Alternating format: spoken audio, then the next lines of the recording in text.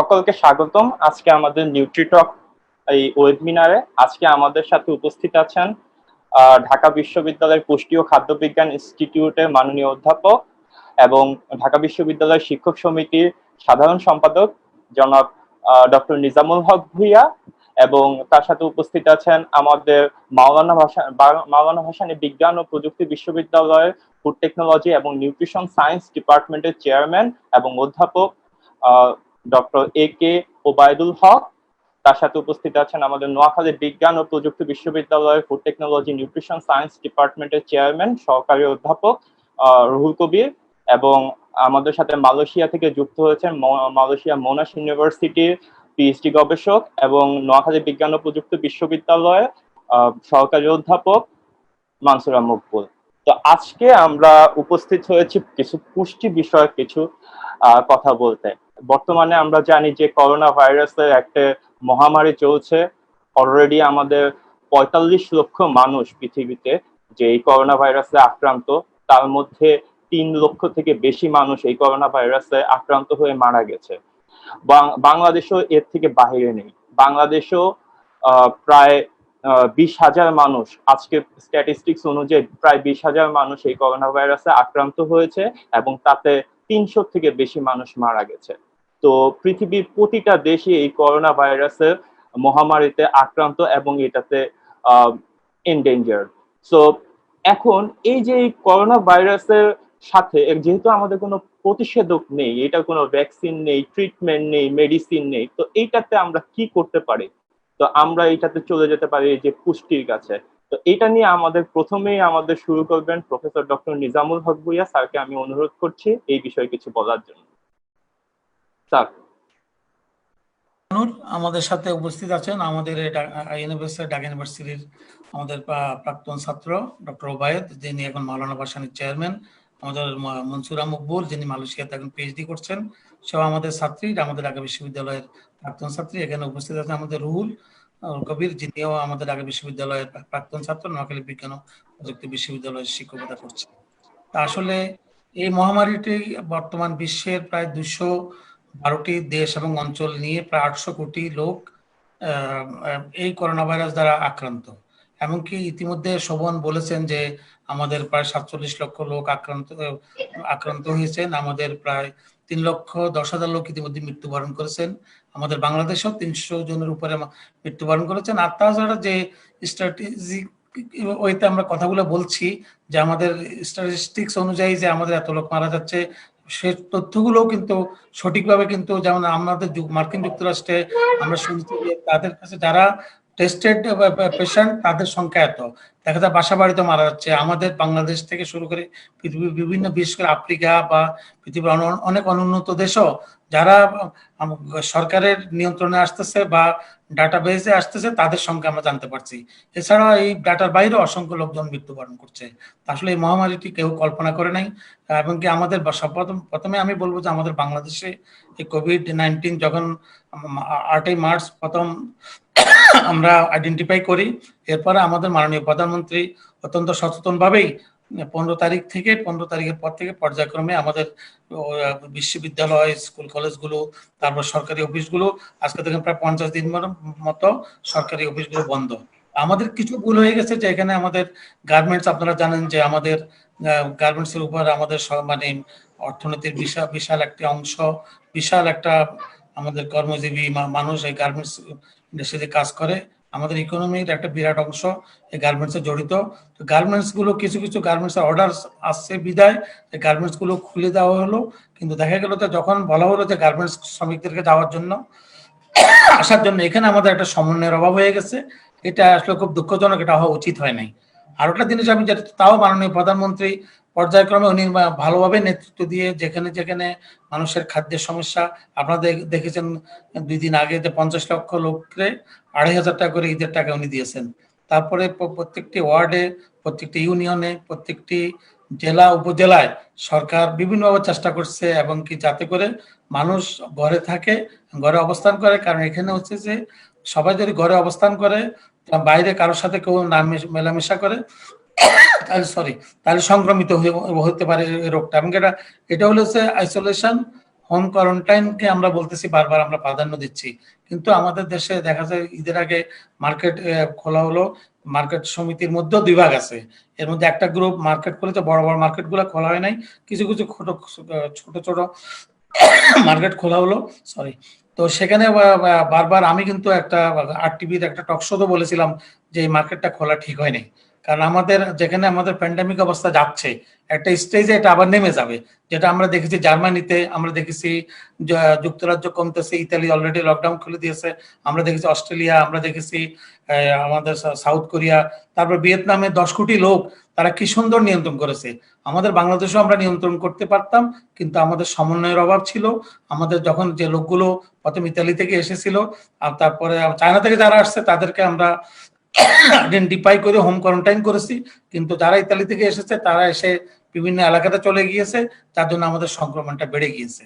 তো যার পরিপ্রেক্ষিতে আমাদের সরকার এখন যেভাবে নিয়ন্ত্রণ করতেছে, আমরা মনে করি যে আমাদের যদি আমাদের নিয়ন্ত্রণ ঠিক মতো আমরা করতে পারি, আমার মনে হয় আমরা বাংলাদেশের অন্যান্য দেশের তুলনায় বাংলাদেশ এখন একটা ভালো অবস্থায় অবস্থান করছে।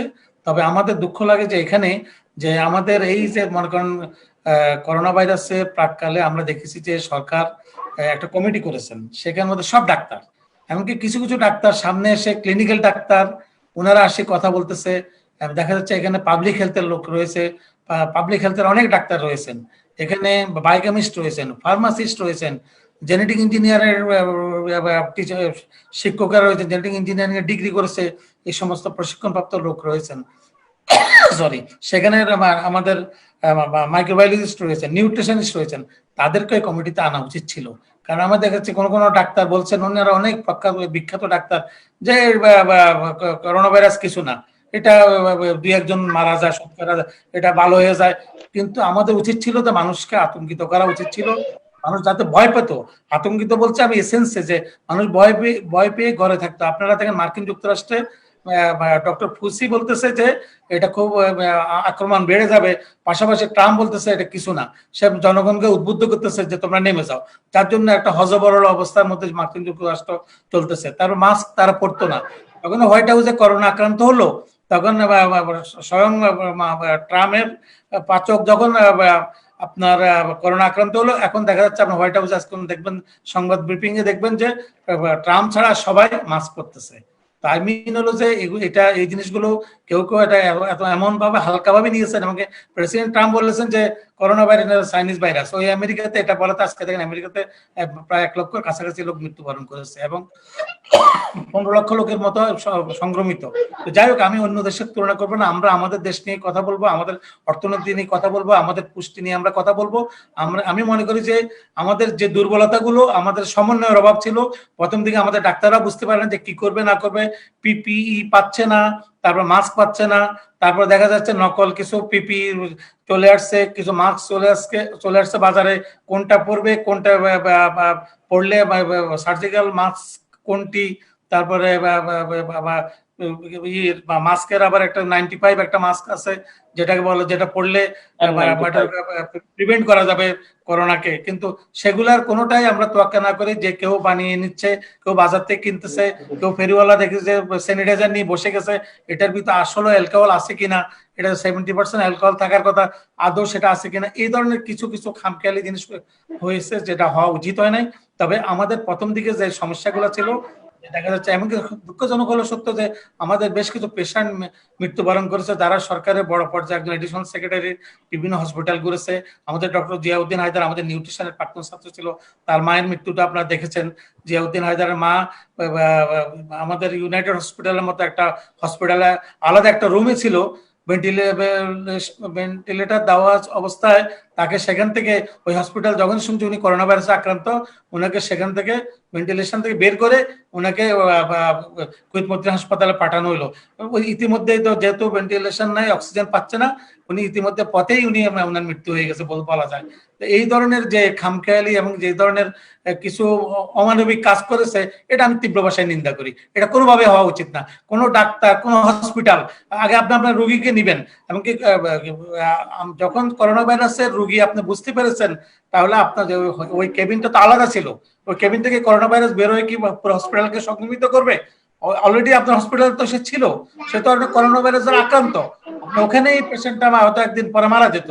আপনি পেশেন্টটাকে মানে তার ওই ভদ্রমহিলা 3 ছেলে মেয়ে ডাক্তার এইভাবে মৃত্যুবরণ করেছে। একজন এডিশনাল সেক্রেটারি, তার মেয়ে ডাক্তার, উনি চিকিৎসার অভাবে মৃত্যুবরণ করেছে। আমাদের চিকিৎসকরা, আমাদের স্বাস্থ্যকর্মীরা, আমাদের নার্সরা, আমাদের পুলিশ, কত পুলিশ দেখেন আজকে আক্রান্ত হচ্ছে, কিভাবে মানবতার জন্য কাজ করে যাচ্ছে। আমাদের সেনাবাহিনী, আমাদের মিডিয়া কর্মীরা, আমি মনে করি এদেরকে আমরা স্যালিউট দেওয়া উচিত। এমনকি আমরা দেখছি অনেক সরকারি কর্মকর্তারাও জীবন দিয়ে কাজ করে যাচ্ছে, স্বাস্থ্যকর্মীরা কাজ করে যাচ্ছে। তো আমি মনে করি যে তারপরে আমাদের এতদিন পর্যন্ত আমরা এই নিউট্রিশনকে আমরা এত গুরুত্ব দিই নাই। এখন দেখা যাচ্ছে যার বডিতে ইমিউনিটি বেশি, সেই প্রিভেন্ট করতে পারতেছে। তো আমি মনে করি যে আপনারা সবাই মিলে কি করলে কিভাবে আমরা এটা থেকে রক্ষা পেতে পারি। আমাদের তো যেহেতু এটা কোনো প্রতিকার নাই, যে এটা কোনো এখনো কোনো টিকা বাইর হয় না, প্রতিষেধক বাইর হয় নাই, যখন বের হবে তখন আমরা কিভাবে সতর্কতার সাথে চলতে পারবো, আমরা কি ধরনের খাবার দাবার আমরা খাবো, কিভাবে আমরা আমাদের পরিষ্কার পরিচ্ছন্নতার কথা বলছি, তারপর আইসোলেশনের কথা, সামাজিক দূরত্বের কথা বলতেছি, চোখে মুখে হাত দেওয়া যাবে না, নাকে হাত দেওয়া যাবে না, তারপরে বাসায় এসে সাবান দিয়ে হাত ধুতে হবে বা হাত স্যানিটাইজ করতে হবে কোথাও। এই সতর্কতামূলক মধ্যে আমাদেরকে যে সামনে ভ্যাকসিন না বাহির হওয়া পর্যন্ত আমাদের সেইভাবে এগিয়ে যেতে হবে। এটা হলো আমার বক্তব্য। আপনারা আপনাদের মতো করে বিভিন্ন অ্যাঙ্গেল থেকে কিভাবে আমরা সামনের দিকে এগিয়ে যেতে পারি পুষ্টি বিষয় করোনার বিরুদ্ধে, সে ব্যাপারে আমি মনে করি যে আপনারা আপনাদের বক্তব্যগুলো দেন। আমি আপাতত এইটুকুই আমি বললাম। ধন্যবাদ স্যার। আমি এখন রুহুল কবির স্যারের কাছে জানতে চাচ্ছি যে এই যে আমরা বিভিন্ন ওয়ার্ল্ড ওয়াইড স্ট্যাটিস্টিক্স দেখতেছি যে চায়নার একটা ডিজিজ স্ট্যাটিস্টিক্স দেখছে, একটা ডিজিজ প্রোগ্রেশন ছিল, আমেরিকার এক ধরনের ডিজিজ প্রোগ্রেশন ছিল, ইউরোপের এক ধরনের ডিজিজ প্রোগ্রেশন ছিল। বাংলাদেশের ডিজিজ প্রোগ্রেশন দেখে আপনার কি মনে হচ্ছে যে এখন বাংলাদেশের অবস্থা কোথায় আছে এবং কি হতে পারে বাংলাদেশে, একটু যদি বলতেন। আসসালামু আলাইকুম। Hello everyone. প্রথমে একটু সরি বলে নিচ্ছি যে আমার এখানে net connection is not up to the mark. তো if any of you are not listening properly, then I'm sorry. তো কোয়েশ্চেনটা আমাদের সঞ্চালক মহোদয় করলেন যে এপিডেমিওলজিক্যাল সিচুয়েশন অথবা যে ট্রানজিশন ওয়ার্ল্ড ওয়াইড দেখতে পাচ্ছি, আমাদের দেশের যে বর্তমান অবস্থা, হোয়ার দিস কেম ফ্রম। আমাদের দেশে প্রথমেই মার্চের ফার্স্ট উইকে, 8th of March, প্রথম রোগী শনাক্ত হয়। আফটার উইক ফার্স্ট ডেথ আমরা কোভিড এর তার আগে কোভিড-19 এটা আসলে 2019 সালের শেষের দিকে এটা চায়না উহান সিটি থেকে শুরু হয়। আমাদের দেশে আমাদের দেশে আমরা স্টেজগুলো যদি একটু অ্যানালাইসিস করি, যে ফার্স্ট স্টেজে যেটা হয় যে ইনফেক্টেড এরিয়া থেকে যখন আমার মনে হয় আপনার লাইনের সমস্যার জন্য কথাটা আসতেছে না ঠিক মতো। তো আমরা একটু একটু পরেই আমরা আপনার কাছে আবার ফেরত আসব। তো আমরা এই যে আমরা একটা জিনিস নিয়ে আমাদের স্যার আলোচনা করলেন যে এই কোভিড-19 এর কোনো প্রতিষেধক নেই, ভ্যাকসিন নেই, ট্রিটমেন্ট নেই। ট্রিটমেন্ট যাও আছে, আমরা সিমটোমেটিক ট্রিটমেন্ট করতে পারি, কিন্তু as a virus, as a host, as a vector অনুযায়ী আমরা কোনো ট্রিটমেন্ট এখনো আবিষ্কৃত হয়নি। কোনো আমরা এখনো ভ্যাকসিন আবিষ্কারের চেষ্টা চলছে, কিন্তু এখনো ভ্যাকসিন বাজারে আসেনি। তো এইখান থেকে আমাদের একটাই উপায় আছে যে আমাদের বডি ইমিউনিটিকে বুস্ট আপ করার জন্য করার একটা ইয়ে আছে। তো এখন আমরা কিভাবে ইমিউনিটিটা বুস্ট আপ করতে পারি এবং সেটার জন্য আমরা একটু জানতে চাই হচ্ছে ডক্টর ওবায়দুল হকের কাছে। প্লিজ ডক্টর ওবায়দুল হক যদি কিছু বলতেন। ধন্যবাদ রাহানুর আলম শোভন, আজকের এই ফেসবুক লাইভে এই সুন্দর একটা অনুষ্ঠান নিউট্রিটক আয়োজন করার জন্য। এবং আরো ধন্যবাদ জানাচ্ছি আজকে আমার সাথে উপস্থিত প্রফেসর নিজামুল হক ভূঁইয়া স্যার, উপস্থিত রুহুল আমিন এবং মানসুরা। আজকের এই আলোচনায় নিজামুল হক ভূঁইয়া স্যার প্রথমেই যে সুন্দর একটা উপস্থাপনা করেছে করোনার ইতিহাস বা বাংলাদেশে করোনা কিভাবে আসলো এবং করোনার পরিপ্রেক্ষিতে আমাদের বাংলাদেশের প্রেজেন্ট সিচুয়েশনটা কি, ওয়ার্ল্ডের সিচুয়েশন কি, এবং এখান থেকে একটা জিনিস পরিষ্কার হয়ে আসতেছে এবং বারে বারে বিভিন্ন জায়গায় কথা আসতেছে যে আমাদের ইমিউনিটির ব্যাপারে, এবং ইমিউনিটির সাথে পুষ্টি একটা ওতপ্রোতভাবে জড়িত।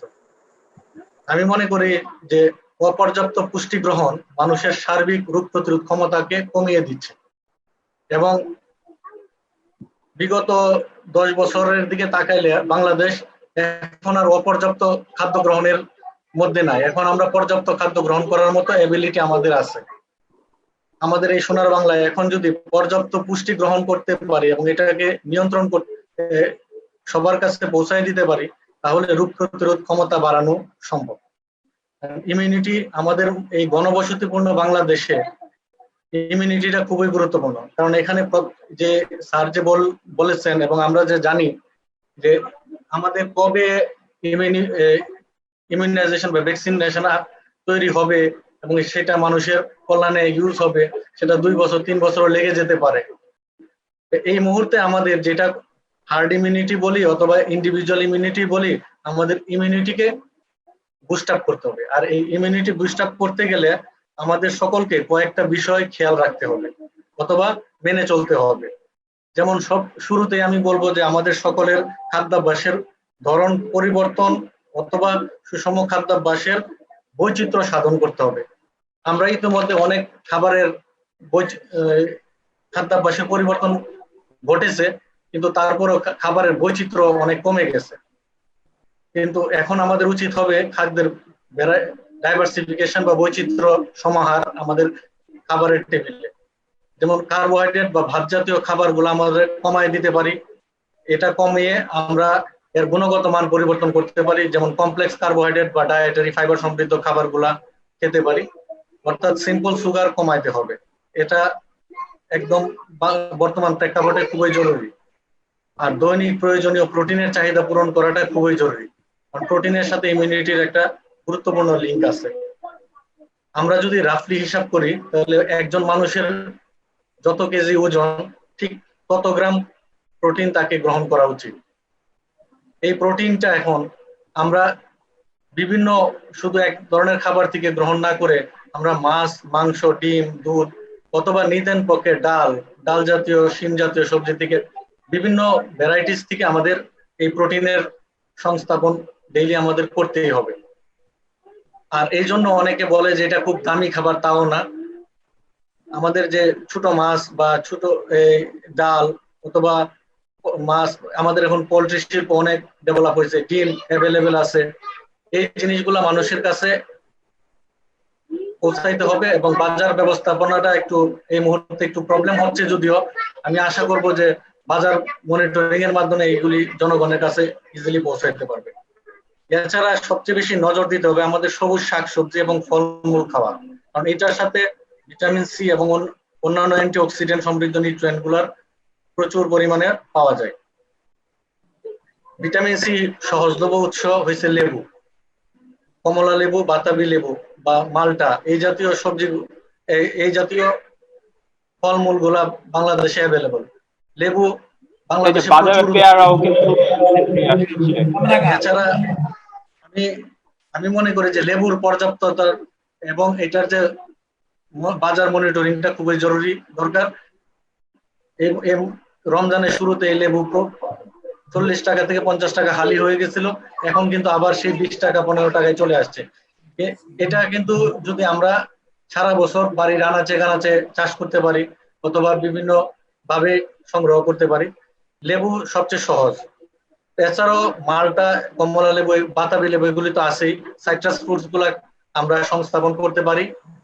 এছাড়া আমলকি, পেয়ারা, অন্যান্য সিজনাল ফল এবং এগুলিতে প্রচুর পরিমাণে ভিটামিন এবং খনিজ লবণ রয়েছে, যেটা রোগ প্রতিরোধের সিনার্জিস্টিক ইফেক্ট করে।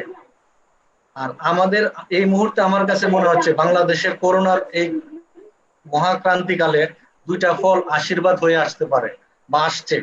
সেটা হলো আমাদের জাতীয় ফল কাঁঠাল এবং আম। প্রথমে আমি আমের কথা যদি বলি, আমরা ফেসবুকের মাধ্যমে সকলকে অনুরোধ করব এই 2টা ফলের, বিশেষ করে আম এবং কাঁঠালের কনজাম্পশনটা এটা বাড়াইতে হবে এবং এদেরকে যথাযথ কদর করতে হবে। আমকে আমরা কদর করি, কিন্তু আমের গুণগত মান নষ্ট করার জন্য আমরা বিভিন্নভাবে অ্যাডাল্টারেটেড করে ফেলতেছি। আবার কাঁঠালকে আমরা এখন নগণ্য ফল হিসেবে অনেক সময় মানে সকল কমিউনিটি এটাকে অ্যাকসেপ্ট করে না, অথচ এই দুইটা ফল প্রচুর পরিমাণে আমাদের উৎপন্ন হয়। এই ফল দুটি যখন পরিপক্ক হয় তখনই যদি গাছ থেকে পেরে প্রক্রিয়ার মাধ্যমে জনগণের মাঝে পৌঁছানো যায় এবং এর দাম সর্বসাধারণের নাগালের মধ্যে রাখা যায়, তবে এই করোনার মহাকালে প্রচুর পরিমাণে বিটা ক্যারোটিন, ভিটামিন সি, খনিজ লবণ সহ, এমনকি এগুলি এনার্জিরও উৎস। আর সবচেয়ে মজার ব্যাপার হলো অন্যান্য ফলগুলা কিন্তু বেশি পরিমাণে মানুষ কনজাম্পশন করতে পারে না।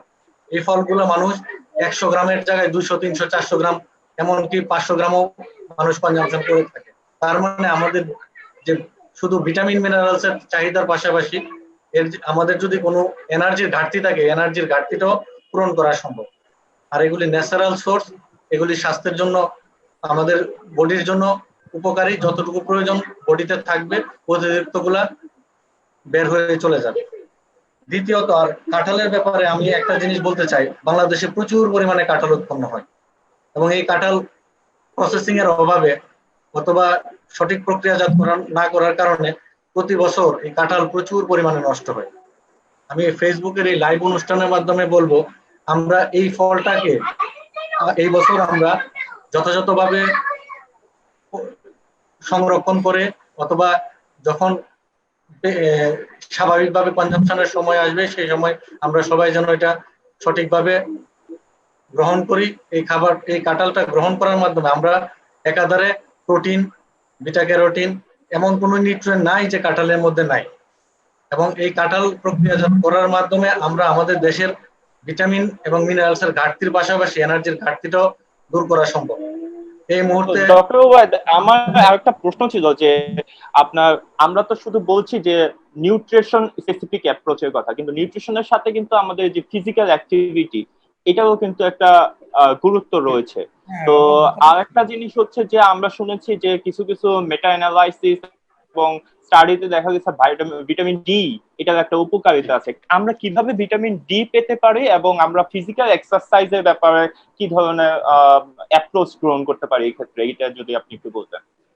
ধন্যবাদ রাহানুর আলম সুমন। আমি আস্তে আস্তে এইদিকে যাচ্ছিলাম যে আমাদের ভিটামিন সি, ভিটামিন ই, এগুলির পাশাপাশি আরেকটি কোভিড-19 এর সাথে ওতপ্রোতভাবে জড়িত ভিটামিন ডি এবং সেলেনিয়াম, জিঙ্ক, এই তিনটার সাথে আমাদের শারীরিক বিভিন্ন কন্ডিশন জড়িত। বিশেষ করে ভিটামিন ডি সংশ্লেষণে রোদের বা আমরা বলি যে স্বাভাবিক পর্যায়ে যদি দৈনিক 30 মিনিট, 20 থেকে 30 মিনিট হালকা থেকে মাঝারি তাপে, যেটা সকালবেলার রোদটা, এটা ভিটামিন ডি সংশ্লেষণে সহায়তা করে। আবার এর পাশাপাশি এই সময় যদি বাংলাদেশের যাদের খোলা আকাশে হাঁটাহাঁটি করতে পারে অথবা ছাদে গিয়ে এই সময় সকাল 9টা থেকে 10টা, এই সময়টা আমরা রোদে একটু গা ঘামিয়ে নিতে পারি। পাশাপাশি ব্যায়ামও করে নিতে পারি। এই সময় হালকা ব্যায়াম, 20 থেকে 30 মিনিট ব্যায়াম করা এখন প্রয়োজন, কারণ ব্যায়াম না করলে আমাদের এই খাবারগুলোর মেটাবলিজমটা পুরোপুরি ইউটিলাইজ হবে না। প্লাস আমাদের যে শরীরের থেকে যদি কোনো টক্সিক ম্যাটেরিয়ালস বিভিন্ন কারণে ঢুকে, এই জিনিসগুলো বের করে দেওয়ার জন্য ফিজিক্যাল অ্যাক্টিভিটি দরকার। সাথে সাথে মেন্টাল পিস এবং মানসিক যে শান্তি, এটার জন্য আমাদেরকে একটু একটানা ঘরে বসে থাকে বা একটা রুমে বসে থাকে, এখন যে মিডিয়ার যুগ, সবাই দেখা যায় ফেসবুক বা টিভির মধ্যে আমরা সবসময় বসে থাকি। এটা না করে আমাদের উচিত এখন আমাদের আশেপাশে, যেখানে অ্যাটলিস্ট যারা ঢাকা শহর বা শহরাঞ্চলে আছে, তারা যেন ছাদে অথবা বাড়ির বাসার আশেপাশে একটু হাফ এন আওয়ার থেকে 1 ঘন্টা ওনারা একটু হাঁটাহাঁটি করেন। আর যারা গ্রামে আছেন তাদেরকেও বলবো যে খোলা আকাশে সকালবেলায় একটু হালকা রোদে শরীরটা ঘামায় নিলে তার শরীরের যে মেটাবলিজম, এই প্রক্রিয়াটা চলবে। আর আমি আর একটা জিনিস বলতে চাই যে মানুষের রাতের বেলা ঘুমটা খুবই প্রয়োজন। সাধারণত মেলাটোনিনের সাথে কোভিড-19 এর একটা রিলেশনও পাওয়া যায়। এই মেলাটোনিনটা সাধারণত রাত 12টার পরে সিক্রেশন হয় এবং রাত 3টায় এটা পিক আওয়ারে ওঠে এবং আস্তে আস্তে ভোর পর্যন্ত এটা চলতে থাকে এবং দিনের আলোতে এই মেলাটোনিনটা বন্ধ হয়ে যায়। এজন্য আমাদেরকে early to bed and early to rise হতে হবে, কারণ এর কোনো বিকল্প নাই। আমরা যদি দৈনিক 7 থেকে 8 ঘন্টা ঘুমোতে পারি এবং আমাদের খাবার দাবারে যদি বৈচিত্র্য থাকে, আমরা যদি ভিটামিন মিনারেলসের ভারসাম্যটা পূরণ করতে পারি, তাহলে আমাদের এই কোভিড-19 মোকাবেলায় আমাদের দেহে ইমিউনিটি বুস্ট আপ হবে এবং আলটিমেটলি আমরা সুস্থ থাকতে পারবো। আমরা নিজেরা সুস্থ থাকবো এবং অন্যদেরকে সুস্থ থাকার জন্য তখন অনুপ্রাণিত করতে পারবো বলে আমার বিশ্বাস। ধন্যবাদ। ধন্যবাদ। আমি এখন প্রশ্ন করতে চাই মানসুরা মকবুলের কাছে যে আসলে আপনি তো এখন মালয়েশিয়া থেকে আমাদের সাথে সংযুক্ত হয়েছেন, তো মালয়েশিয়া এখন কোভিড-19 এর কি অবস্থা? আর আমরা আরেকটা কথা শুনছি একটু আগে ডক্টর হক যে বললেন যে হার্ড ইমিউনিটি, এই হার্ড ইমিউনিটি নিয়ে যদি আপনি কিছু বলতেন।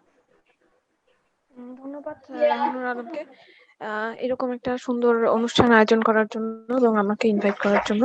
তো আপনি যেটা বললেন যে মালয়েশিয়া এখন তো এখনো আসলে আমরা মুভমেন্ট কন্ট্রোল অর্ডারের মধ্যেই আছি, যদিও এটা কন্ডিশনাল। তো যখন আসলে প্রথম শুরু হয় তখন মার্চের 18 থেকে আমাদের মুভমেন্ট কন্ট্রোল অর্ডার শুরু হয়। তো ওই সময় পেশেন্ট ইনফেকশনের রেট অনেক বেশি ছিল। প্রতিদিন যতজনকে টেস্ট করা হচ্ছিল এর মধ্যে প্রায় 300 থেকে 350 মানুষ প্রতিদিন ইনফেক্টেড হচ্ছিল। এখন আসলে এই রেটটা অনেক কমে এসেছে, কারণ আইসোলেশন, সেলফ কোয়ারেন্টাইন, তারপরে এই অ্যাপ্রোচ গুলি গভর্নমেন্ট খুব ভালোভাবে ফলো করার কারণে এখন ইনফেকশনের রেট অনেক কম। তো তারপরেও পেশেন্টের সংখ্যা প্রায় 50 থেকে 70-80 এরকম, মানে ডেইলি ইনফেকশনের রেট। আর সব মিলিয়ে এখন পর্যন্ত 5,500 থেকে 6,000 মানুষ ইনফেক্টেড পুরো মালয়েশিয়াতে। তো আসলে সেলফ কোয়ারেন্টাইন বা সেলফ আইসোলেশন এগুলির আসলে কোনো বিকল্প নেই।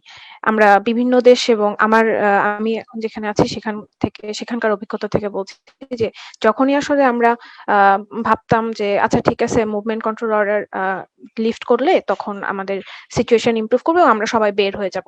তো যখনই আসলে এই ধরনের অ্যাপ্রোচ নেওয়া হয়েছে তখনই আবার দেখা গেছে যে পিকটা শার্প হয়ে গেছে, যে আরো অনেক মানুষ ইনফেক্টেড হচ্ছে এবং অন্যান্য দেশের ক্ষেত্রেও আমরা এরকমই দেখেছি। এখন একটা নতুন সব কনসেপ্ট, কিন্তু তারপরেও যেহেতু আমরা এখন নতুন করে প্যান্ডেমিকের মধ্যে আসছি, প্যান্ডেমিক আসার পরে আমরা হার্ড ইমিউনিটি শব্দটার সাথে খুব বেশি প্রতিদিনই প্রায় শুনছি এরকম।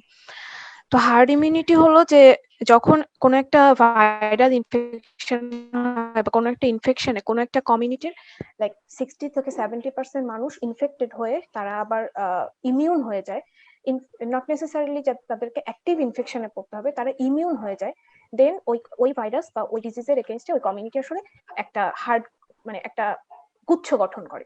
তো এই গুচ্ছটা গঠন আমরা করতে পারি যে ভ্যাকসিনের মাধ্যমে হতে পারে, এবং আবার ন্যাচারাল যে প্রসেস, যে ইনফেকশন হবে এবং তারপরে তারা ইমিউন হবে।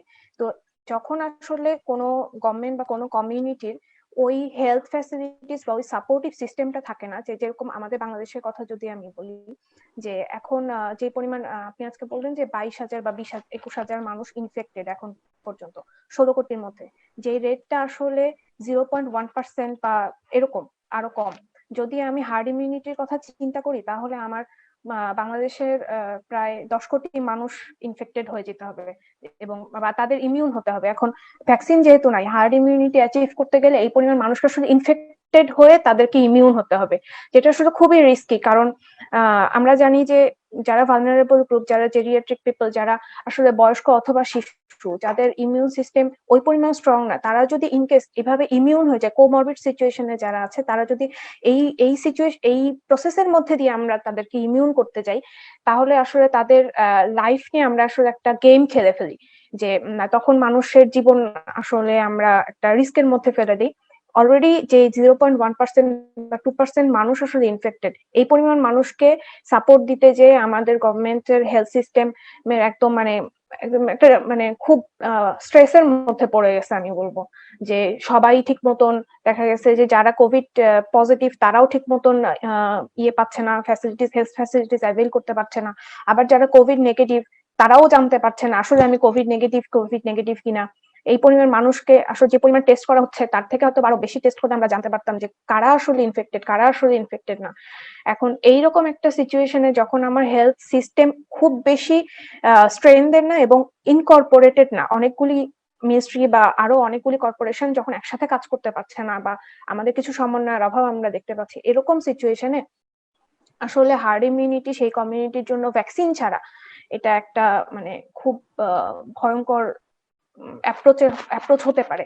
যদি আমি সুইডেনের কথা একবার বলি, যে সুইডেনের গভর্নমেন্ট একসময় চিন্তা করেছিল যে তারা হয়তো হার্ড ইমিউনিটির দিকে যাবে, কিন্তু তারপরে আসলে যেটা হয়েছে যে অন্যান্য দেশের স্ট্যাটিস্টিক্স এর সাথে আমরা যখন কম্পেয়ার করি তখন সুইডেনে 31 জন করে মানুষ মারা গেছে 1 লাখ মানুষের বিপরীতে।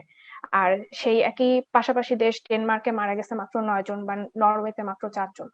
তো ইভেন যখন আমরা ইউএস এর কথা চিন্তা করি, ইউএস এ 24 ছিল এই অ্যামাউন্ট যে যারা মারা যাচ্ছে। তো যেখানে অনেক মানুষ ইউএসএ তে মারা গেছে, কিন্তু এই হার্ড ইমিউনিটি অ্যাচিভ করতে যায় যদি না আমাদের হেলথ সিস্টেম খুব প্রপারলি সাপোর্ট দিতে না পারে, তখন আসলে হার্ড ইমিউনিটি অ্যাচিভ করা খুব ডিফিকাল্ট। Yes, আসলে কারণ হচ্ছে বাংলাদেশ হার্ড ইমিউনিটির দিকে যাবে এটা আমরা চিন্তাও করতে পারি না, কারণ যখন আমরা ইউকে ফার্স্ট টাইম চিন্তা করেছিল যে ওরা লকডাউন করবে না, তারপর ইউকে পরিস্থিতি কিন্তু খুবই খারাপ তারপরে হয়ে খুব গিয়েছে, খারাপ হয়ে খুব গেছে। খারাপ হয়েছিল। তারপর ইভেন তাদের প্রাইম মিনিস্টারও কিন্তু করোনা ভাইরাস পজিটিভ হয়েছিল। তো ইন দ্যাট কেস আরেকটা জিনিস হচ্ছে যে আমরা আরেকটা জায়গার কথা চিন্তা করতে পারি যে ভিয়েতনাম যখন প্রথম থেকেই খুব ভালোভাবে আমরা লকডাউন ওরা করেছিল। যখন লকডাউনটা খুব ভালোভাবে করেছে তখন ওরা মাত্র 288 জন মানুষ, ওরা সব মিলিয়ে ইনফেক্টেড এবং কেউ মারা যায় নাই। মারা তো যায়নি। ওরা কিন্তু আসলে এতজন মানে এত বড় বা খুব পপুলার যে কান্ট্রি এরকমও না, কিন্তু হ্যাঁ কিন্তু ওরা প্রপারলি মেনটেন করার কারণে আজকে ওরা 288 জন মানুষ ইনফেক্টেড হওয়ার পরও ওরা এবং তারা ভালো হয়ে বাসায় চলে গেছে। তো সো এটা খুব আমরা ইম্পর্টেন্ট। যেটা বুঝতে পারতেছি যে হেলথ সিস্টেমের একটা বড় একটা ভূমিকা আছে। তো এখানে আমি রুহুল কবির স্যারের কাছে প্রশ্ন করতে চাই যে আমাদের হেলথ সিস্টেম, যেখানে আমরা ট্রিটমেন্ট বেসড হেলথ সিস্টেম, আমাদের প্রিভেনশন বেসড হেলথ সিস্টেম না, আমরা সব সময় রোগ হওয়ার পর ডাক্তারের কাছে যাই, কিন্তু রোগ হওয়ার আগে যে এটা রোগ সব সময় হবে হচ্ছে এটা হচ্ছে লাস্ট লাইন অফ ডিফেন্স। এটা অবভিয়াসলি, কারণ হচ্ছে যে আমরা এক্সপেক্টেড না। কখনো যদি অসুস্থ হই তারপরে যে আমরা ডাক্তারের কাছে যাব, তো কিন্তু আমাদের এটা প্রিভেন্ট করতে হবে। আমাদের কিন্তু এই যে প্রিভেনশন করার জন্য কোনো নিউট্রিশনিস্ট নাই বা আমাদের হেলথ এডুকেশন বা নিউট্রিশন এডুকেশন, এটা কিন্তু আমাদের এই যে হায়ার সেকেন্ডারি স্কুল এগুলোতে সেইভাবে আমাদের শেখানো হয় না কিংবা প্র্যাকটিস করা হয় না, জাস্ট কাজের জন্য আছে আর কি, মানে বলার জন্য আছে এরকম আর কি। তো এই ক্ষেত্রে আমরা আমাদের হেলথ সিস্টেমে কি ধরনের চেঞ্জ আনলে জিনিসটা ভালো হতো এবং কি করা যেতে পারে এই অবস্থায়, তো এইটা আমি জনাব রুহুল কবির স্যারের কাছে জানতে চাচ্ছি। Thanks again. কোভিড-19 সিচুয়েশনের মতো আবার এই ইন্টারনেট কানেকশনের স্ট্যাটাস স্ট্যাগনেন্ট কিনা। Hopefully you are listening properly right now. I don't know. তার জন্য আসলে আমার মনে হয় আরেকটু পিছনে ফিরে যেতে হবে। আসলে আমাদের নিজাম স্যারও এই সম্পর্কে বেশ কিছু পয়েন্ট বললেন, ইম্পর্টেন্ট পয়েন্ট। তার আগে যে প্রশ্নটা ছিল আসলে আমাদের যে এপিডেমিওলজিক্যাল যে ট্রানজিশন গুলো, সেই ট্রানজিশন থেকে আসলে আমাদের হেলথ সিস্টেমের যে অ্যাপ্রোচ বা কন্ট্রিবিউশন বা তাদের রেসপন্সিবিলিটি গুলো কি হওয়া উচিত ছিল বা তারা কতটুকু তাদের সামর্থ্য অনুযায়ী করতে পেরেছে, সেটা নিয়ে আমি একটু বলতে চাই। প্রথমে আমাদের প্রথম ফার্স্ট রোগী আইডেন্টিফিকেশনের পরে যেটা আসলে আমরা ফাইন্ড আউট করলাম যে এটা আসলে ইম্পোর্টেড কেস। ম্যাক্সিমাম স্যার এটা বললেন যে এটা প্রবাবলি ইতালি ফেরত কোনো আমাদের বিদেশি কোনো পেশেন্টের কাছ থেকে চলে আসতে পারে। এটা ট্রান্সমিশনের ফার্স্ট ফেজ, সেই সময়ে দেখা গেল যে আমাদের যে সিভিল এভিয়েশন কিংবা অন্যান্য সেখানে হাজি ক্যাম্পে রাখার চেষ্টা করা হলো, করা হলো, সেখানে কিছু হ্যাপেজার্ড অবস্থা ছিল। তখন ওয়ার্ল্ড ওয়াইডও একটু কেউ আসলে শিওর ছিল না যে কি করতে হবে, কারণ সেই প্রিপারেশনটা ছিল না যে বাইরে থেকে আমাদের প্রতিদিন এত সংখ্যক মানুষ আসতেছে, তাদের যে কোয়ারেন্টাইনের জন্য আমরা কোথায় রাখবো, তাদের সেই 14 ডেজ এর জন্য তাদের যে বেসিক নিডস গুলো, ইভেন তাদের সেখানেও কিন্তু আইসোলেশনের মধ্যে থাকতে হবে, কারণ সেখানে যদি একজন ইনফেক্টেড থাকে, বাকি নন ইনফেক্টেড যারা আছে তারা ভালো মানুষ আছে, সুস্থ আছে, তারাও কিন্তু অসুস্থ হয়ে যাওয়ার একটা প্রবাবিলিটি ছিল। সেজন্য দেখা গেল ওখানে যারা সুস্থ নিজেদের ফিল করতেছিল সবাই একটা খুবই এজিটেটেড ছিল, এবং পুরা আমাদের যে কোঅর্ডিনেশন বলছেন যে আমাদের আসলে সেই প্রিপারেশনটা ছিল না। অ্যাকচুয়ালি আমাদের ওয়ার্ল্ড ওয়াইড আসলে সব দেশেরই health system is overwhelmed, because এত সংখ্যক এইভাবে প্যান্ডেমিকটা আসবে এটা আসলে কারোরই এক্সপেকটেশনই ছিল না। আমরা সব ডেভেলপ কান্ট্রি গুলো দিকে যদি তাকাই, ইউএসএ থেকে শুরু করে আপনার ফ্রান্স, ইটালি, স্পেন, প্রথমে যখন চায়নায় কোভিড ধরা পড়লো আমরা কিন্তু তত একটা সিরিয়াসলি নেই নাই, কারণ এর আগেও বেশ কিছু ইনফেকশন ডিজিজ আসছিল, যেমন সার্স, মার্স, দেন নিপা ভাইরাস, সেগুলো কিন্তু আমাদের দেশে এরকম ভাবে আসেনি। এখন যেমন কোভিড দিয়ে আমরা প্রতিটা মানুষ ওয়ার্ল্ড ওয়াইড থেকে শুরু করে বাংলাদেশের প্রতিটা মানুষ এটা জানে, এটা তারা এফেক্টেড হচ্ছে ডিরেক্টলি ইনডিরেক্টলি। এটা কোভিড-19 আমি পজিটিভ না হলেও এটার দ্বারা কিন্তু আমরা প্রত্যেকেই এফেক্টেড হচ্ছি। তো এটা আসলে পুরো ওয়ার্ল্ডের যারা নিজেদের হেলথ সিস্টেমকে যারা বলে যে তারা ডেভেলপড, ইভেন হেলথ ইন্স্যুরেন্স আছে প্রতিটা মানুষের, তারাও কিন্তু আসলে এটা কভার করতে পারতেছে না। তো আমাদের আমরা খুব বেশি কিছু আশা আমারও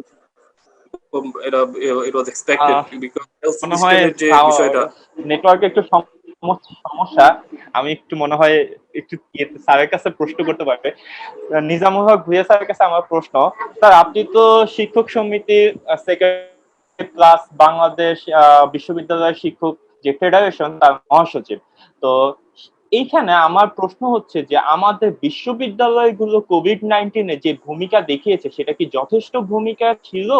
এবং আমি দেখেছি যে আমাদের বিশ্ববিদ্যালয়গুলোতে কিন্তু ল্যাবের একটা সংকট, তো এর মধ্যে এই সীমিত সংকটের মধ্যে যে আমাদের বিশ্ববিদ্যালয়গুলো, এই যে ঢাকা বিশ্ববিদ্যালয় প্রতিদিন 400 টেস্ট করতেছে, নোয়াখালী বিজ্ঞান প্রযুক্তি বিশ্ববিদ্যালয় প্রতিদিন একটা অ্যামাউন্টের টেস্ট করছে, তারপর সিবাসু, তারপর যশোর বিজ্ঞান ও প্রযুক্তি বিশ্ববিদ্যালয়, মানে বাংলাদেশের অনেকগুলো বিশ্ববিদ্যালয় কিন্তু এই করোনা ভাইরাসের ক্ষেত্রে স্যানিটাইজার বানিয়েছে, তারপর এখন করোনা ভাইরাস টেস্ট করতেছে। তো বিশ্ববিদ্যালয়ের ভূমিকা কি যথেষ্ট ছিল, বা আরো কি কোনো ভূমিকা রাখা যেত? এই ক্ষেত্রে আপনি যদি কিছু বলতেন স্যার।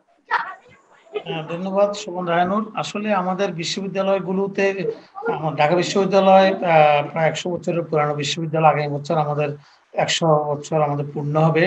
আমাদের শিক্ষাখাতে যে বাজেট আছে সেখানের মধ্যে রিসার্চে আমাদের ওই পরিমাণ টাকা আমাদেরকে দেওয়া হয় না। আমি মনে করি যে এবার এই আমাদের এই করোনা ভাইরাসের প্রাককালে আমাদের শিক্ষা গ্রহণ করা উচিত, আমাদের রিসার্চে, আমাদের হেলথে আমাদের এবার বাজেট করতে হলে সামনে আমাদেরকে শিক্ষামুখী এবং রিসার্চমুখী এবং আমাদের হেলথ সমৃদ্ধ বাজেট আমাদের করতে হবে। হেলথের চোখে আঙুল দিয়ে করোনা ভাইরাস দেখিয়ে দিয়েছে যে হেলথের কি করুণ অবস্থা আমাদের। পাশাপাশি আমাদের এই বিশ্ববিদ্যালয়গুলোতে যদি আমাদের প্রচুর পরিমাণ রিসার্চের ফান্ড থাকতো, তাহলে আমাদের আজকে ঢাকা বিশ্ববিদ্যালয়ে আমাদের ল্যাব আছে, নোয়াখালী বিজ্ঞান প্রযুক্তি বিশ্ববিদ্যালয়ে ল্যাব আছে, আমাদের যশোরের ল্যাব আছে, তারপরে আমাদের সিলেট শাহজালাল ইউনিভার্সিটিতে ল্যাব আছে, চিটাগাংয়ে আমাদের ভেটেরিনারিতে ল্যাব আছে। ল্যাব আমরা প্রত্যেকটা জায়গায় করতে পারতাম এবং আমাদের দক্ষ আমাদের ছাত্ররা, আমাদের দক্ষ শিক্ষার্থীরা কিন্তু এই টেস্টগুলো করতে পারে। কিন্তু এখন ঢাকা বিশ্ববিদ্যালয় যখন আমাদের শরীফ আখতারুজ্জামান, প্রফেসর মালেক, আমাদের ভাইস চ্যান্সেলর এবং আমাদের প্রভাইস চ্যান্সেলর সহ যখন উদ্যোগ নিয়েছে, আমরা শিক্ষক সমিতিকে সমর্থন করেছি যে এটা করা উচিত। আর আমাদের শিক্ষকরা ছাত্রদের পাশে সবসময় আছে। আপনারা জানেন যে ঢাকা বিশ্ববিদ্যালয় শিক্ষক সমিতি আমরা আমাদের গরিব অসচ্ছল ছাত্ররা যারা টিউশনি করে চলতো তাদের পরিবারকে দিত, আমরা এবং অ্যালুমিনি অ্যাসোসিয়েশন আমরা একটা ফান্ড দিয়েছি। পাশাপাশি ডিপার্টমেন্টের চেয়ারম্যানরা এই দুর্যোগের কালে তারা তো হাত পাততে পারতেছে না, তারা তো চাল নিতে পারতেছে না কারো থেকে, লজ্জারও একটা ব্যাপার, আত্মসম্মান যদিও অনেক সময় এটা নেওয়াটা মনে করেন, আমি মনে করি যে আমাকে তাকে বাঁচতে হবে। তো সে কারণে আমাদের বিশ্ববিদ্যালয়ের বিভিন্ন বিভাগের চেয়ারম্যানরা বা বিভিন্ন বিভাগের শিক্ষকরা সে উদ্যোগগুলো নিয়েছে। আমরা 2 দিনের বেতন দিয়েছি বিশ্ববিদ্যালয়, এবং অন্যান্য বিশ্ববিদ্যালয় 1 দিনের বেতন দিয়েছে প্রধানমন্ত্রীর ত্রাণ ফান্ডে, করোনার ফান্ডে। আমি মনে করি যে শিক্ষকরা বিভিন্ন, তারপর দেখেন আমাদের চারুকলা ডিন ডক্টর নেসার আহমেদের নেতৃত্বে আমাদের এখানে ওনারা পিপি করেছে, তারপরে ওনারা ফেস শিল্ড করেছে প্রচুর পরিমাণে, এমনকি প্রত্যেকটা মেডিকেল কলেজে সাপ্লাই দিয়েছে এবং তারা এখনো কাজ করতেছে অবিরাম। তো আমি মনে করি আমাদের বিশ্ববিদ্যালয়ের শিক্ষকরা বসে নাই, তারপরে সবাই কিন্তু বিভিন্নভাবে সমাজের এই কোভিড-19 মানুষকে হেল্প করার জন্য যার যেখানে যতটুকু সামর্থ্য আছে সে অনুযায়ী শিক্ষকরা ঘরে বসে শিক্ষকরা কাজ করতেছে। তবে আমি আবার পূর্বে কথায় আমি আসতেছি যে আমাদের যে করোনার যে কমিটিটা করা হয়েছে সেখানে বিশ্ববিদ্যালয়ের শিক্ষকদেরকে বিশেষ করে মাইক্রোবায়োলজিস্ট, নিউট্রিশনিস্ট, ফার্মাসিস্ট, তারপরে আমাদের জেনেটিক্স এর বায়োকেমিস্ট, ওনাদেরকে অন্তর্ভুক্ত করা খুব ডিজাস্টার ম্যানেজমেন্টের লোক আমাদের এখানে অন্তর্ভুক্ত করা উচিত ছিল। সব ডাক্তাররা পাবলিক হেলথের যারা আছে আমরা ওনাদেরকে স্যালিউট করে, ওনারা যে কথা আমি দেখি টক শোতে কয়েকজন আসি বিভিন্ন ধরনের জ্ঞান দিচ্ছেন, কিন্তু ওনারা দেখা যাচ্ছে যে কোনো ডাক্তার তো প্রথম দিকে বলেছে এটা কিছু না, এটা সাবান দিয়ে হাত ধোবেন, এটা সেটা 1-2 জন ওনারা বিখ্যাত ডাক্তার, ওনাদের এই ধরনের কমেন্ট করা উচিত। অনেক পলিটিক্যাল নেতাও বিভিন্ন ধরনের কমেন্ট করেছে। আসলে এটাকে মানুষকে বোঝানো ছিল এটা একটা ভয়ঙ্কর ব্যাপার, এটা সাবধানতা অবলম্বন করলে, ঘরে অবস্থান করলে, আইসোলেশনে থাকলে, মাস্ক ব্যবহার করলে, সোশ্যাল ডিস্টেন্সিং মেনটেন করলে, স্বাস্থ্যবিধি মেনে চললে সবাই সুরক্ষা থাকতে পারে, যেটা ভিয়েতনাম করেছে। সেই শিক্ষাটা যদি আমাদের উই হ্যাভ এনাফ টাইম, আমাদের সামনে অনেক সময় আছে, আমরা যদি এখনো এটা মেনটেন করতে পারি, আমি মনে করি যে বাংলাদেশ এর আমাদের মাননীয় প্রধানমন্ত্রী যেভাবে উনি নিজেই হাত দিয়ে দেখাচ্ছে কিভাবে হাসি কাশি আসলে কোনো দিয়ে ইয়ে করতে হবে, কিভাবে টিস্যু পেপার ডাস্টবিনে ফেলে দিতে হবে, আপনার বিভিন্ন টেলিভিশনে দেখতেছেন উনি যেভাবে সুন্দরভাবে নেতৃত্ব দিচ্ছে। তারপরে আমাদের ক্ষুদ্র শিল্প উদ্যোক্তারা যারা মানে এই ক্রাইসিসে পড়ছেন তাদেরকে 4%, 5% লোন দিতে কৃষিবিদদের পাশে আসি দাঁড়িয়েছেন। আপনি দেখেন এবার আমাদের বাংলাদেশ এখন 3য় স্থানে অবস্থান করেছে ধান উৎপাদনে। আমি স্যালিউট করি যে আমাদের কৃষি মন্ত্রীকে, রাজ্জাক সাহেব, ডক্টর রাজ্জাক, উনি যে এত সুন্দরভাবে অর্গানাইজ করেছে, উনি কিন্তু থ্যাংক ইউ পাওয়ার যোগ্যতা রাখে। পাশাপাশি আমাদের স্বাস্থ্যমন্ত্রী এবং আমাদের আমাদের দেখা যাচ্ছে যে স্বাস্থ্য অধিদপ্তর, স্বাস্থ্য মন্ত্রণালয়, স্বাস্থ্যমন্ত্রী, তারপর আমাদের শিল্পমন্ত্রী, এখানে একটা বিরাট একটা সমন্বয়ের অভাব ছিল। হ্যাঁ, এখন পর্যায়ক্রমে এটা ঠিক হয়েছে, তবে এই ধরনের সমন্বয়ের অভাব আমাদের কিন্তু আমরা অনেক ক্ষতিগ্রস্ত হয়েছি। কারণ আমাদের শ্রমিকরা কি যাবে না যাবে না, শ্রমিকরা এভাবে আসবে না আসবে না, কত কষ্ট করে শ্রমিকগুলো এসেছে, এটা একটা খুব অমানবিক। এখন এখানে তো সরকার প্রধানের পক্ষে কি সম্ভব এত কিছু লক্ষ্য করা? আমাদের এখানে কিছু সমন্বয়ের অভাব ছিল, তবুও আমরা ওভারকাম করতেছি, আশাবাদী যে আমরা ভালো করব। আর ভ্যাকসিনের কথা বলছেন, পৃথিবীর প্রায় বিভিন্ন ল্যাবে আমরা প্রতিনিয়ত দেখতে পাচ্ছি, আমরা আশাবাদী মানব জাতি কখনো পরাজিত হয় না, মানব জাতি সবসময় জয়লাভ করে। আমরা আশা করতেছি WHO এক এক সময় এক এক রকম কথা, WHO নেতৃত্বের প্রতি আমার যেমন ওরা মাস্ক ব্যাপারে প্রথমত মাস্ক পরা লাগবে না, শুধু সার্জিক্যাল ডাক্তার যারা তারা পরবে, পরবর্তী পর্বে মাস্ক পরতে হবে, এবং তাদেরকে ফলো করছে প্রেসিডেন্ট। আমি আগেও বলেছি যে বলছে যে না না এগুলো কিছু না, চাইনিজ ভাইরাস, এগুলো সব ঠিক হয়ে যাবে, মানুষকে নামিয়ে দিয়েছে। তারপরে যে স্বাস্থ্য সেবার কথা আপনারা তো দেখেছেন যে আমাদের ভেন্টিলেটর আছে, আমাদের প্রাইভেট এবং পাবলিক মিলিয়ে 750টি ভেন্টিলেটর, কিন্তু এগুলো চালানোর মতো আমাদের দক্ষ লোক নাই। কিন্তু সেটার মধ্যে আরেকটা বোধহয় এটা মনে একটা ভুল হয়েছে, আমরা শুনেছি 1400 কোটি টাকার ভেন্টিলেটর আনা হয়েছে, সেটা কি প্রয়োজন ছিল? সেটা থেকে আমাদের অক্সিজেন দিয়ে রোগীদেরকে দেখা যাচ্ছে যে করোনা রোগী 100টা ভেন্টিলেটরে যাওয়ার পরে দেখা যায় 1-2 জন বাঁচে, এবং ইতালিতে দেখা গিয়েছে 70-র পরে যে সমস্ত লোকগুলোকে তারা ভেন্টিলেশনে তারা নেয় নাই, বললো যে না এদেরকে তোমরা বাসায় নিয়ে যাও। আমরা তো প্রতিনিয়ত CNN, BBC আপনারা তো সবাই এখন দেখছেন। আমাদের এখানে কিছু সমন্বয়ের অভাব ছিল এবং কিছু আমাদের অপচয় হয়েছে। তার আমাদের দুর্ভাগ্য হলো সত্য, আমাদের স্বাস্থ্য মন্ত্রণালয়টাকে খুব ঢেলে সাজানো উচিত বলে মনে করি। আমাদের দক্ষ ডাক্তার আছে, এমনকি যারা প্রপার এই লাইনে কাজ করার কথা, তারা বোধহয় সেভাবে লিডে যেতে পারছে না বিভিন্ন আমলাতান্ত্রিক জটিলতার কারণে। সে সমন্বয়গুলো করতে পারলে আমাদের হেলথ সিস্টেমটা অনেক সুন্দর হবে। আর আমাদের ওবায়দের একটা কথা আমি বলতেছি, ওবায়দ আমাদের যে ন্যাচারাল ফল কাঁঠালের কথা বলেছে, আমাদের আমের কথা বলেছে, আমাদের কাঁঠালটা ইন্দোনেশিয়াতে ওরা খুব প্রিজার্ভ করে সারা বছরে তাদের লোকজনকে, ওদের দেশে প্রচুর কাঁঠাল হয়। আমি মনে করি যে আমাদের এটাকে আমাদের যারা শিল্পপতি আছেন, যারা ইন্ডাস্ট্রিয়াল আছেন, কাঁঠালের উপর একটা প্রক্রিয়াজাত কিছু করে, এটা বিটা ক্যারোটিন আছে, এটাতে এনার্জি আছে, এটা এটা আমাদের খুব কাজে লাগবে। আমাদের ন্যাচারাল খুবই সস্তা। আর আমরা দেখেছি কদিন আগে একজন সাংবাদিক বলেছিলেন যে আপনারা ভিটামিন সির কথা বলতেন, এর কথা বলতেছেন, এগুলা কস্টলি, প্রোটিনের কথা বলতেন, কোনোটাই কস্টলি না। আমাদের একজন রিক্সাওয়ালা, আমাদের একজন ডেইলি লেবার 700-800 টাকা ডেইলি কামায়, একজন রিক্সাওয়ালা 1000 টাকা ইনকাম করে। এখন একটা পেয়ারার দাম হলো 20 টাকা, একটা ডিমের দাম হলো 8 টাকা, একটা আপনি 1 কেজি পাঙ্গাস মাছ কিনলে আপনি 90 টাকা দিয়ে পাচ্ছেন, 1 কেজি আপনি প্রোটিনের জন্য আপনার তেলাপিয়া মাছ কিনলে আপনি 100 টাকা দিয়ে কিনতে পারতেছেন। আপনার ডাল, আমাদের নেচারের মধ্যে সবই আছে। আমাদের এই যে নেচারে বাংলাদেশের এই যে তরকারি, সবুজ শাকসবজি, রঙিন শাকসবজি, পেয়ারা, জাম্বুরা, কামরাঙ্গা, আপনার কোনটা না, আমাদের সবকিছু, কাঁচামরিচ, আমাদের সবকিছু ভিটামিন এ বলেন, সি বলেন, ডি বলেন। আমাদের মাশরুম উৎপাদন হচ্ছে আমাদের সাভারে প্রচুর পরিমাণে, ভিটামিন ডি সোর্স, ডিমের কুসুমে ভিটামিন ডি পাওয়া যাচ্ছে। আমাদের সব যত ধরনের আমাদের তৈল আমরা পাচ্ছি, তিলের তেল, সরিষার তেল, সয়াবিন তেল, বাদাম প্রত্যেকের এগুলোতে আমরা ভিটামিন ই পাচ্ছি, ভিটামিন ডি পাচ্ছি, আমরা বাদাম থেকে ডিও পাচ্ছি, ইউ পাচ্ছি। তা আমাদের নেচারের মধ্যে তো সবকিছু আছে। আমাদের এটা এখন তরমুজের দাম তো খুব একটা বেশি না, তরমুজ দাম আমরা এখন যদি সবাই ইনটেক করতেছি, এই তরমুজটাতে আমরা ভিটামিন এও পাচ্ছি, সিও পাচ্ছি, আমাদের টক্সিক সাবস্টেন্স গুলো বাইরে বডি থেকে বের হয়ে যাচ্ছে। আমি মনে করি যে আমাদের নেগেটিভ কথা না বলে আমাদের পজিটিভ কথা বলা উচিত। পজিটিভ কথা মানুষকে, মানে এই কোভিড-19 আমাদের শিখিয়ে দিয়েছে যে কিভাবে আমাদেরকে খাদ্য অভ্যাস পরিবর্তন করতে হবে, পরিষ্কার পরিচ্ছন্ন থাকতে হবে, এমনকি আমাদের ওই জাঙ্ক ফুড, আমাদের তৈলাক্ত ট্রান্সফ্যাটি অ্যাসিড হবে, ভাজা পোড়া যেগুলো খেলে শরীরের, যেমন আমি ইতালিতে এত লোক মারা গেল কেন? তারা ভেজিটেরিয়ান না, তারা ভেজিটেবলের প্রতি অতটা আসক্তি না। আমি বাঙালি অনেকের সাথে আমার কথা হয়েছে ইতালিতে, বলে তো ওরা তো যাবে ওই ওখানে যায় মাংসের উপরে, এটার উপরে, একটা খাবারের উপরে তারা ডিপেন্ডেবল। আমি মনে করি যে মানে বিশ্ববিদ্যালয়গুলোর কথা বলতেন, বিশ্ববিদ্যালয়ের ভূমিকাগুলো আছে, পাশাপাশি আমাদের জনগণের ভূমিকা, আমাদের সবার ভূমিকাই থাকা উচিত। যে পুষ্টিবিদ হিসাবে যারা আমরা এই ফিল্ডে কাজ করতেছি, আমাদের এগিয়ে আসা উচিত। একসময় আমরা দেখছি সেক্টরটাও, সরকারও বিভিন্ন, এখন বর্তমানে দেখা যাচ্ছে বিভিন্ন হসপিটালে আমাদের নিউট্রিশনিস্ট আছে। এটা খুবই একটা সুসংবাদ। আমরা শুনছি যে 64 জেলায় একজন করে পুষ্টিবিদ বিসিএস এর মাধ্যমে যাবে। তারপর পর্যায়ক্রমে নিউট্রিশনিস্ট প্রত্যেকটা হাসপাতালে থাকা উচিত।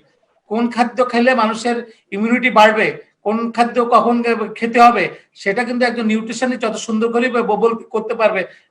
সাধারণভাবে আমরা কমন সেন্স ব্যবহার করে এতদিন পর্যন্ত আমরা চলছি। এখন আর এই সময় নাই।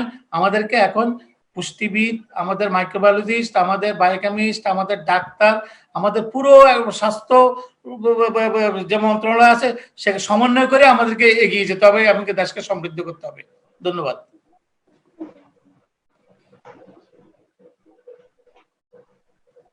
আমি আবারও রুহুল কবির স্যারের কাছে যেতে চাই। এই যে আমাদের যে হেলথ সিস্টেমের ব্যাপারে আপনি বলছিলেন, একটু যদি কন্টিনিউ করতেন। আচ্ছা, যদি ডিসকাশন একটু অন্যদিকে চলে গেছে, বাট তারপরও আমি আরেকটু বলি, বিভিন্ন সময় হেলথ সিস্টেমের কথা আসতেছে, যে হেলথ সিস্টেম আসলে তৈরি হয় না।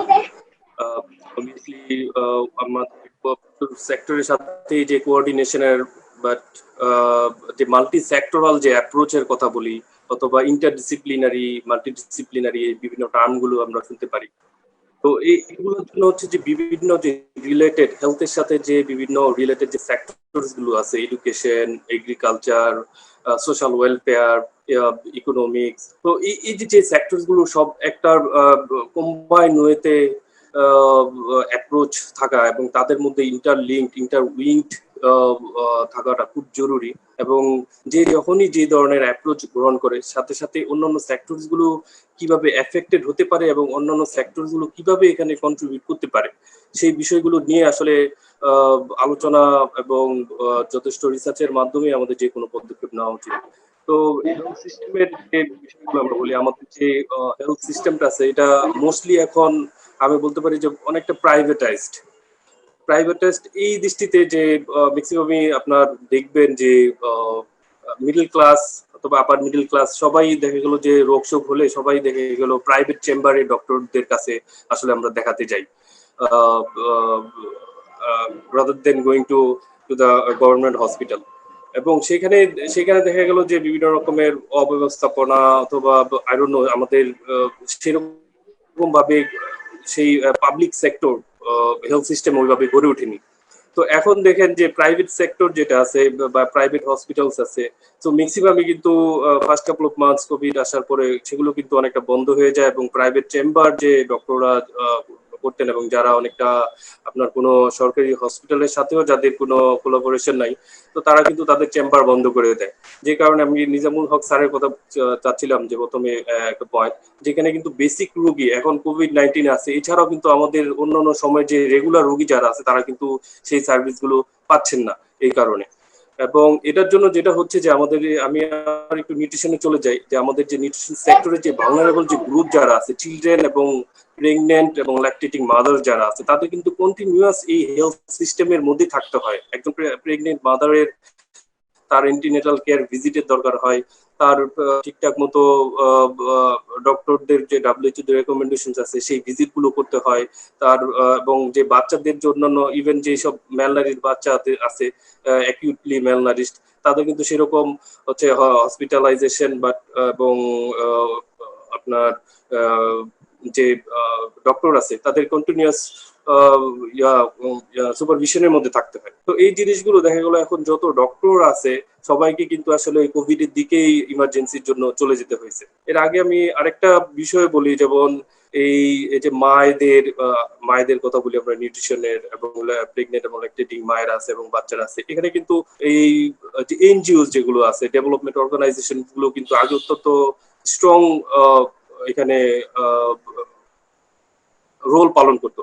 এবং এখানে দেখা গেলো যে আমাদের এই রোহিঙ্গা যে সিচুয়েশন, ওই রোহিঙ্গা রেসপন্সের জন্য সেখানে আমাদের ম্যাক্সিমাম মাল্টি যে আমাদের ডেভেলপমেন্ট অর্গানাইজেশন গুলো আছে সেখানেই আসলে তারা মুভ করলো কক্সবাজারে। তো এটার জন্য হয় কি যে লাস্ট 3-4 ইয়ার্সে আমাদের যে জনগণ আছে, আমাদের যে লোকাল যে জনগণ আছে, তারা কিন্তু সেই সার্ভিসটা থেকে অলরেডি অনেক দূরে আছে। অলরেডি আমাদের এইখানে লোকবলের সংকট, আমাদের আসলে খুব কম বিশ্ববিদ্যালয়ে নিউট্রিশন এন্ড ফুড সায়েন্স সাবজেক্টটা পড়ানো হয় এবং স্পেশালি সেখানে এক্সপার্টের অনেক ঘাটতি আছে। আর রোহিঙ্গা রেসপন্স এটা আসলে স্বাভাবিক না, এটা একটা ইমার্জেন্সি কেস, এখানে আমাদের অনেক ওখানে চলে যেতে হয়েছে। এখন আমাদের যে লোকাল যে জনগণ আছে তাদের কিন্তু সেই কমিউনিটি ক্লিনিক যেটা একেবারে রুট লেভেলে আছে, এবং সেখানে দক্ষ জনগোষ্ঠী এবং সেখানে যথেষ্ট ইনফ্রাস্ট্রাকচার এবং অন্যান্য যেগুলো জরুরি প্রয়োজনীয় জিনিসপত্র আছে সেখানে আসলে প্রচুর ল্যাকিংস আছে। তো এই জিনিসগুলো, এবং দেখেন যে মিডিয়া থেকে শুরু করে আমরা যখন আর্লি 2000 এর দিকে চিন্তা করি, তখন কিন্তু প্রচুর অনেক বেশি কমিউনিটি মুভমেন্ট হতো, বিভিন্ন ধরনের এডুকেশনাল মেসেজ যেত। আগে মানুষ শুধু বিটিভি দেখতো, সেখানে অনেক ধরনের মেসেজ দেওয়া হতো মা এবং শিশুদের জন্য। সেই জিনিসগুলো আসলে কিন্তু এখন অনেক কম, আই ডোন্ট নো, আমি তো দেখি না এখন বেশি। তো আমাদের যে বিষয়টা পর্যন্ত যেতে চাচ্ছি সেটা হচ্ছে যে আগে থেকে যে আমাদের যে বেসিক প্রবলেম আছে, ম্যাটারনাল মর্টালিটি রেট, এটা হচ্ছে one of the highest in the world আমাদের দেশে এখনো আছে, এবং সেটা অনেকটা স্টেগনেন্ট অবস্থায় আছে। তো এই বিষয়টা কিন্তু এই যে কোভিড-19 এর জন্য এই মা এবং শিশু ভালনারেবল গ্রুপ তারা কিন্তু সিরিয়াসলি এফেক্টেড হতে পারে। কিভাবে? যেমন এই যে আমাদের যে লকডাউন আছে continuous, I don't know how long it's going to continue, এবং এই যে সিচুয়েশন দেখা যাচ্ছে ঈদের পরে, আই ডোন্ট নো, আমার প্রেডিকশন হচ্ছে হয়তো বা গভর্নমেন্ট আর দেশব্যাপী লকডাউনে যাবে, কারণ এই ঈদের আগ পর্যন্ত হয়তো সেটা সম্ভব না, বাট ঈদের পরে আমার মনে হয় যেতে হবে, কারণ আমাদের যে কেসেস আছে সেটা কন্টিনিউয়াসলি বাড়তেছে এই দৃষ্টিতে। সো লকডাউনে যদি আমরা আবার না যাই তাহলে দেখা গেলো আই ডোন্ট নো আমরা পিকে কবে উঠি এবং সেটা কি লেভেল পর্যন্ত পৌঁছায়। তো তার আগে গভর্নমেন্ট এবং সেই যে ব্যাপারগুলো, যে টেস্টের যে ব্যাপারগুলো, সেই লকডাউনে যদি না যায় তাহলে সিচুয়েশন আরো খারাপ হতে পারে। তো সেই সময় হবে কি যে ইকোনমিক্যাল যে মানুষ যে দৈনন্দিন কাজ করতে পারবে না, তাদের ইকোনমিক্যাল ডেফিসিট হবে। সেটাতে কি হবে, তারা যে দৈনন্দিন যে অন্যান্য খাবারগুলো খেত তাদের ডায়েটারি কোয়ালিটিটা খারাপ হয়ে যাবে, ডায়েটারি ডাইভার্সিটিটা কমে যাবে। তো ডাইভার্সিটি যখন কমে যাবে, তো অটোমেটিক্যালি সেটা আমাদের ইমিউন সিস্টেমকে এবং ভালনারেবল গ্রুপের ইমিউন সিস্টেমকে কিন্তু এফেক্ট করবে। তো লিটারেলি সেটা সেটা আসলে আস্তে আস্তে ভয়ঙ্কর হবে। এবং কোভিড এর মেইন পয়েন্ট হচ্ছে যে আমাদের ইমিউন সিস্টেমটাকে স্ট্রং করতে হবে। এর আগে ওবায়দ ভাই বিভিন্ন ভিটামিন, মিনারেলস এবং এবং ভেজিটেবলস, ফ্রুটস কনজাম্পশনের কথা বললেন, সেগুলো অ্যাফোর্ড করার বিষয় আছে। এবং সেই বিষয়গুলো এবং সেই খাবারগুলো কিন্তু আমাদের ইমিউনিটিটাকে বুস্ট আপ করবে। তো সো ডিরেক্টলি অর ইনডিরেক্টলি কিন্তু আমাদের যে যে জনগণ আছে এবং ভালনারেবল গ্রুপস আছে, they will be affected sooner or letter.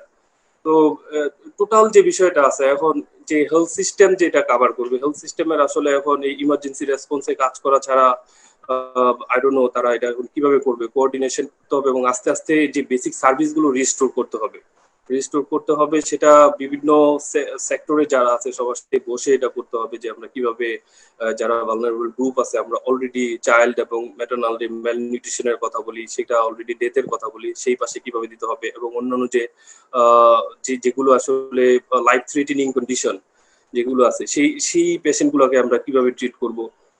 আমরা এর আগে ইনফেকশাস ডিজিজ, এই প্যান্ডেমিক হওয়ার আগে কিন্তু আমাদের হেলথ সিস্টেমের একটা টেন্ডেন্সি হচ্ছে যে আমরা কিন্তু নন কমিউনিকেবল যে ডিজিজ গুলো আছে সেগুলো আসলে ওয়ার্ল্ড ব্যাপী এইরকম ভাবে বেড়ে যায়, যে ওবেসিটি বলেন, ডায়াবেটিস বলেন, হার্ট ডিজিজ যেটা মেইন কজ এই নন কমিউনিকেবল ডিজিজের জন্য। তো সেগুলো রেসপন্সের জন্য কিন্তু আমাদের অলরেডি ওভারবার্ডেন্ড, যে সেই পরিমাণ, যেমন ডায়াবেটিস, এখানে প্রতি মাসে প্রতি সপ্তাহে রোগীদের সেখানে যেতে হয়, চেক আপ করতে হয়। তো অলরেডি ওভারবার্ডেন্ড একটা হেলথ সিস্টেমের উপরে এরকম হঠাৎ করে, যেখানে আসলে ডাব্লিউএইচওর কথা বলতেছিলাম একটু আগে, যে এরকম কেউ কিন্তু প্রজেকশন করেনি যে এইরকম ভাবে একটা প্যান্ডেমিক এইরকম ভাবে আমাদের প্রতিটা মানুষকেই এফেক্ট করবে ওয়ার্ল্ডের। তো এটা এই ওভারবার্ডেন হেলথ সিস্টেম কিভাবে নিবে এবং কিভাবে রেসপন্স করবে, সেটা অলরেডি আমরা কিন্তু 1.5-2 মাস লকডাউনের মধ্যে চলে গেছি। এবং যদি ঈদের পরে আমাদের আবার লকডাউনে যেতে হয়, সেই ক্ষেত্রে আমাদের সেই সময়টায় আমাদের এরকম ভাবে লকডাউন করতে হবে যেন প্রতিটা মানুষই আইসোলেশনে থাকে। এবং সেই সময়টা যদি 14 দিন আমি ধরি, 14 দিনে আমি আবার নেক্সট টার্গেট ধরি, সেই 14 দিনে আমাদের এরকম কিছু করতে হবে যেই সিস্টেমটা আমরা সব রকমের সিস্টেম রিস্টোর করতে পারি, নতুন ভাবে রিইনস্টেট করতে পারি, অথবা নতুন ভাবে প্রডিউস করতে পারি। আবার আরেকটা জিনিস আছে যে সমাজের কিছু কিছু মানুষ আছে, যেমন কিছু সমাজের একটা সম্প্রদায় আছে, তারা কিন্তু সেলফ আইসোলেশনে আছে, তারা এটা মেনটেন করতেছে কোয়ারেন্টাইন। আবার একটা গ্রুপ আছে তাদের কোনোভাবে ঘরে রাখা যাচ্ছে না। তো যারা অলরেডি সেলফ আইসোলেশনে আছে, কোয়ারেন্টাইন মেনটেন করতেছে, তারা কিন্তু একসময় এজিটেটেড হয়ে যাবে যে আমি তো মেনটেন করতেছি, বাট আমার পাশের জন তো, আমার পাশের বাড়ি সে তো করতেছে না। সো এটাতে আসলে কোনোভাবেই আমাদের ইমপ্রুভমেন্ট হবে না। এবং এই যে রেটটা আছে আমাদের, দেখেন কেস ফ্যাটালিটি রেট যেটা আছে, এটা আমাদের 1.5 থেকে 2 আসলে ভ্যারি করতেছে, যেটা হচ্ছে পার্সেন্টেজ অনুযায়ী। সেই জন্য হয়তো মানুষ একটু এখন কম ঘাবড়াচ্ছে, যে আমাদের দেশে আল্লাহর মতো একটা ভালো সিচুয়েশন এই দৃষ্টিতে যে আমাদের ডেথ রেটটা কম, যেটা official, I don't no unofficially বিভিন্ন সময় বিভিন্ন রকম নিউজে পাওয়া যায় যে ঢাকা মেডিকেলে এতজন মারা গেছে, বাট আমাদের এখন পর্যন্ত ডেথ হচ্ছে 300 এর মতো। তো যেটা আসলে ওয়ার্ল্ড ওয়াইড চিন্তা করলে অন্যান্য দেশের সাথে মোটামুটি একটা ব্যালেন্সের মধ্যে আছে, খুব বেশি রেট না যেটা আসলে গভর্নমেন্ট কিংবা পুরো সমাজকে হেলিয়ে দেওয়ার মতো। তো এটা একটা বন্ধের ভালোর মতো। বাট যেটা আরেকটা বিষয়, সেটা হচ্ছে যে এই যে গরম পড়তেছে, সিজনাল সিচুয়েশন, আমাদের কিন্তু যে সিজনাল যে ডিজিজ গুলো আছে, যে কন্ডিশন গুলো আছে, সেগুলো কিন্তু তারা কিন্তু বসে থাকবে না। যেমন ডায়রিয়া, সামনে কিন্তু যে ডেঙ্গু আসতেছে, আই ডোন্ট নো সেটা কিভাবে গভর্নমেন্ট হ্যান্ডেল করবে। তারপরে এই যে গরমের সময়ে অন্যান্য যে সিজনাল যে ইয়াগুলো, এখানেও কিন্তু প্রচুর মানুষ এফেক্টেড হয়। তারপরে ম্যালেরিয়া আছে। তো টোটালি হেলথ সিস্টেমে যেটা আছে, আমার মনে হয় এই যে 14 দিনের মধ্যে যদি ঈদের পর আইসোলেশনে, কোয়ারেন্টাইন আবার কিংবা লকডাউন যেটাই বলি আমরা, সেটা যদি ডিসিশন নেই, সেই সময় আসলে এটা আমাদের আপ এন্ড রানিং করতে হবে, রিস্টোর করতে হবে। আদারওয়াইজ সব দিকে আমরা একটা ক্যাটাস্ট্রফিক সিচুয়েশনের মতো। তো আমাদের মনে হয় সময়ের শেষের দিকে চলে আসছি। এখন আমরা কয়েকটা প্রশ্ন আছে আমার কাছে, যে আমাদের নোয়াখালী বিজ্ঞান ও প্রযুক্তি বিশ্ববিদ্যালয়ের ফিশারিজ ডিপার্টমেন্টের associate professor doctor Abdullah Mamun sir একটা প্রশ্ন করেছেন, তা আমি প্রশ্নটা ওবায়দ স্যারের কাছে করতে চাই, ডক্টর ওবায়দ সাহেবকে করতে চাই যে এখানে স্যার জানতে চেয়েছেন যে আমরা যেহেতু ফুড বেস অ্যাপ্রোচের কথা বলতেছি, আমরা এখানে বিভিন্ন জায়গায় আমরা শুনতেছি যে জিঙ্ক, তারপর হচ্ছে ভাইটামিন ডি, সেলেনিয়াম কোভিড-19 এর ক্ষেত্রে আমাদের বেশ ভালো কাজ করছে, যে এটা প্রতিষেধক বা প্রতিরোধক হিসেবে ভালো কাজ করছে। তো আমরা কি ধরনের খাবারগুলো খেলে বা কি ধরনের অ্যাপ্রোচ নিলে এই ফুড বেস অ্যাপ্রোচের মাধ্যমে আমরা কোভিড-19 কে প্রতিরোধ করতে পারি, একটু যদি সংক্ষেপে বলেন। ধন্যবাদ জাহানুর, এবং ধন্যবাদ প্রশ্নকর্তাকে। আসলে আমি এই জিনিসটার উত্তর দিচ্ছি তার আগে আমি একটা জিনিস স্যারের একটা কথা বলছিল, ওইটার কন্টিনিউশনে আমি যাইতে চাচ্ছিলাম যে আসলে আমাদের এখন হোলিস্টিক লাইফস্টাইলটাকে হোলিস্টিক নিউট্রিশনের মধ্যে আনতে হবে, মানে হোলিস্টিক লাইফস্টাইল ভাবতে হবে, এটাকে একটা আরেকটার সাথে ইন্টারঅ্যাকশন, মানে ইন্টার রিলেটেড, মানে শুধু আমাদের খাবার দাবার, খাদ্যাভ্যাস, তারপর নিউট্রিশন, হেলথ, এগুলাকে একসাথে সমন্বয় করার জন্য সাপোর্টিভ অন্যান্য যে সেক্টর গুলা জড়িত, এই সেক্টর গুলাকে একসাথে আনতে হবে। না হলে আমাদের শুধু ডাক্তার দিয়ে সবকিছু সম্ভব না, শুধু এগ্রিকালচার প্রোডাকশন দিয়ে সম্ভব না, শুধু নিউট্রিশনিস্ট, আমরা খাবার দাবার, আমরা যে খাবারগুলা কথা বলতেছি, খাবারগুলার সোর্স কোথা থেকে আসতেছে, এগুলা প্রপারলি অ্যাডাল্টারেটেড ফ্রি হয়ে আসতেছে কিনা, অথবা এগুলোর মধ্যে টক্সিক ম্যাটেরিয়ালস রিমুভ হয়ে আসতেছে কিনা, অথবা কন্টামিনেশন আবার ফার্দার ক্রস কন্টামিনেশন হচ্ছে কিনা, এই ফ্যাক্টর গুলা কিন্তু একসাথে জড়িত। এই জন্য যখন হোলিস্টিক লাইফস্টাইলটাকেই চেঞ্জ করতে হবে, সেটা ফুড বিহেভিয়ারের সাথে সাথে মানুষের কর্মসংস্থান, মানুষের জীবনযাপন পদ্ধতি, মানুষের ফার্দার লাইফটা কিভাবে যাবে, তার security, food security, nutrition security, সবগুলোকে ইন্টিগ্রেটেড ভাবে চিন্তা করে আমাদেরকে এখন সমন্বয় করতে হবে। স্যার যেই জিনিসটা বলছিল শুরুতে সমন্বয় ছিল না, এখন আমার মনে হয় যে এখন সময় আসছে সবগুলা প্রতিষ্ঠান, সবগুলা অর্গানাইজেশনের সাথে গভর্নমেন্টের একটা ভালো লিঙ্ক করা দরকার, সাথে সাথে প্রাইভেট অর্গানাইজেশন গুলা এবং প্রাইভেট এন্টারপ্রেনারদেরকেও সমন্বয় সাধন করা দরকার। এই সমন্বয় সাধন করলে আমার মনে হয় যে হোলিস্টিক লাইফস্টাইলটা চেঞ্জ হবে, মানুষ মানুষের জন্য কাজ করবে, মানুষ মানুষের জন্য যদি কাজ করে তখনই একটা সুন্দর একটা জীবন যাপন আসবে। এই করোনা আমাদেরকে এই শিক্ষাটাই দিছে, মানুষ মানুষের জন্য উদ্বুদ্ধ হতে হবে। আজকে বিভিন্ন ধরনের থেরাপির কথা আসতেছে, প্লাজমা থেরাপির কথা আসতেছে, এগুলো কিন্তু মানুষ মানুষের জন্যই আসবে। এই সবগুলোর জন্য আমি মনে করি যে আমাদেরকে ইউনাইটেড হইতে হবে। এখন ইউনাইটেড হতে হবে এই কারণে যে আমরা একটা ছোট্ট দেশে হিউজ পপুলেশন, এত হাইলি ডেন্সেড পপুলেটেড কান্ট্রিতে আমাদেরকে সামগ্রিকভাবে সবাইকে একসাথে যদি না হই, তাহলে আমাদের নিউট্রিশন পয়েন্ট অফ ভিউ থেকে আমরা আরো ভালনারেবল হয়ে যাব, আমাদের এই কোভিড-19 মোকাবেলায় আমরা পরাস্ত হয়ে যাব। কিন্তু স্যার যে একটা কথা বলছিল, মানব জাতি কখনো পরাস্ত হয় নাই, আমরাও ইনশাল্লাহ পরাস্ত হব না। আমরা মহান আল্লাহ তাআলার কাছে সেই শক্তিটা চাই যে আমরা সবাই মানুষ মানুষের জন্য হব, এবং আমরা আমাদের দিক থেকে, আমরা যেহেতু নিউট্রিশনিস্ট এবং ফুড টেকনোলজিস্ট, এই জায়গা থেকে আমরা আমাদের সর্বাত্মক চেষ্টা সহযোগিতা থাকবে।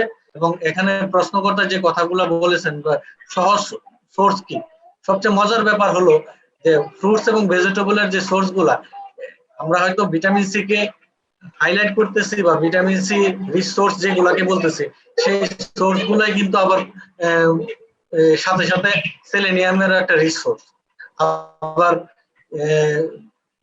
মিট, ফিশ এবং এগ জাতীয় সোর্স গুলা বা অ্যানিমেল অরিজিন, এইটার সোর্স গুলো আবার জিঙ্ক এবং সেলেনিয়ামের সাথে সংশ্লিষ্ট, আবার ভিটামিন ডির সাথে সংশ্লিষ্ট।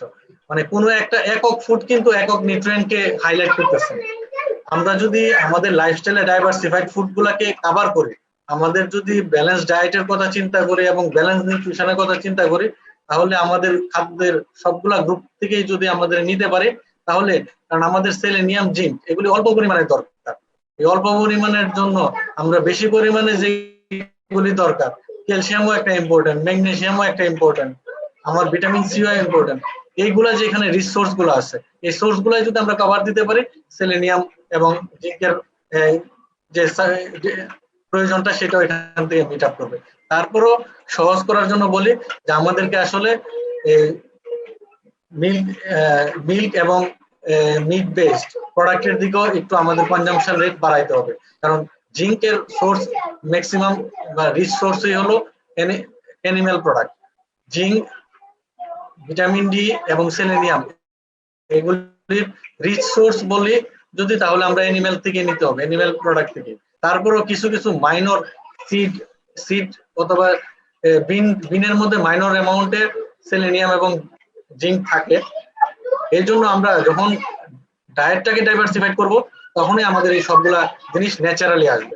আর কোভিড-19 মোকাবেলায় আমরা সাথে সাথে হয়তো যেখানে যেটার যদি ইনফেকশন হয়ে যায়, তখন আমরা এই জেনারেল গাইডলাইনের সাথে সাথে এগুলাকে হয়তো 2 গুণ 3 গুণ পরিমাণ বাড়ায় দিলে নেচার থেকেই আমরা সেই নিউট্রিয়েন্ট গুলা অধিক পরিমাণে নিতে পারবো। এই অধিক পরিমাণে যদি আমাদের দেহে যে ঘাটতিটা আছে, ঘাটতি পূরণ করে একটু ইমিউনিটি বুস্ট আপে সহায়তা করবে। পরিশেষে আমি একটা কথা বলতে চাই, আমাদেরকে নিউট্রিশনটাকে কোর অফ হিউম্যান হেলথ হিসেবে ভাবতে হবে।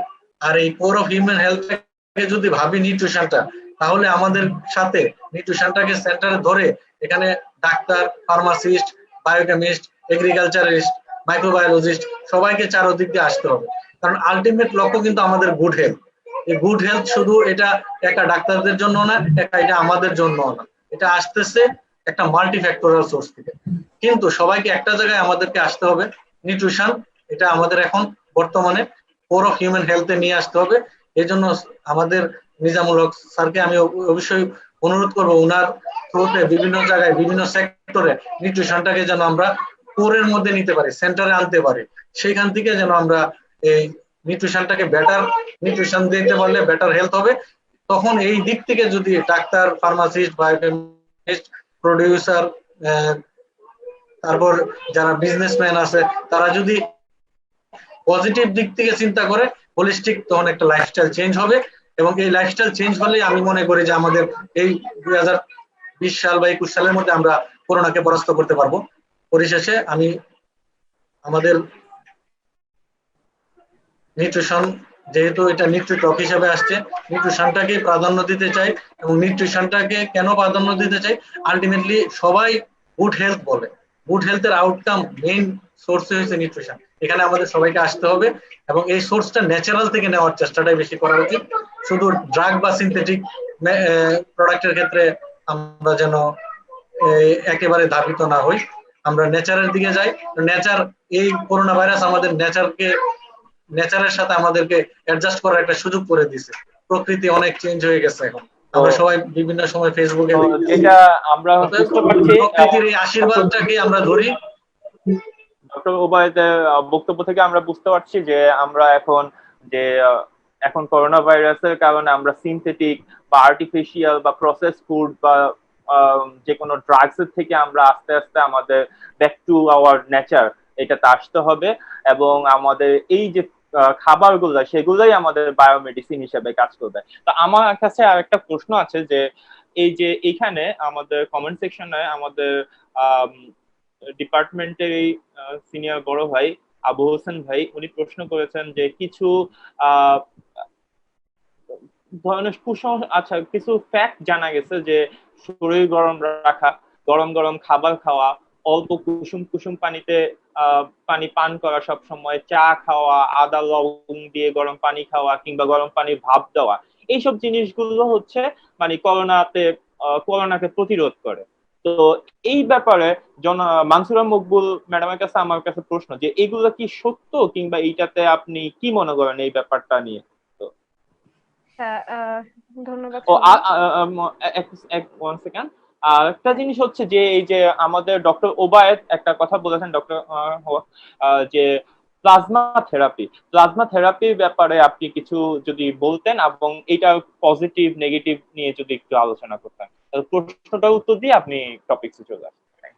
আচ্ছা, প্রথম প্রশ্নটা ছিল যে আমরা যে বিভিন্ন মিডিয়া, সোশ্যাল মিডিয়া বা বিভিন্ন জায়গা থেকে জানতে পারছি যে আমাদেরকে এরকম গরম ভাপ নিতে হবে বা গরম খাবার খেতে হবে, এগুলো আসলে কতটা ইম্পর্টেন্ট। তো মানে এতক্ষণ তো আসলে সবাই যে নিউট্রিশন বা হেলথ সিস্টেম বা এগুলি নিয়ে কথা বলেন, এটার বেসিক যেটা টার্গেট এটা আসলে ইমিউনিটি সিস্টেমটাকে ডেভেলপ করে। ইমিউন সিস্টেম যদি বুস্ট আপ হয় তখন আসলে আমরা এই মানে আমাদের যে প্রিভেনশন বা প্রোটেকশন সেটা আসলে অ্যাচিভ করতে পারি।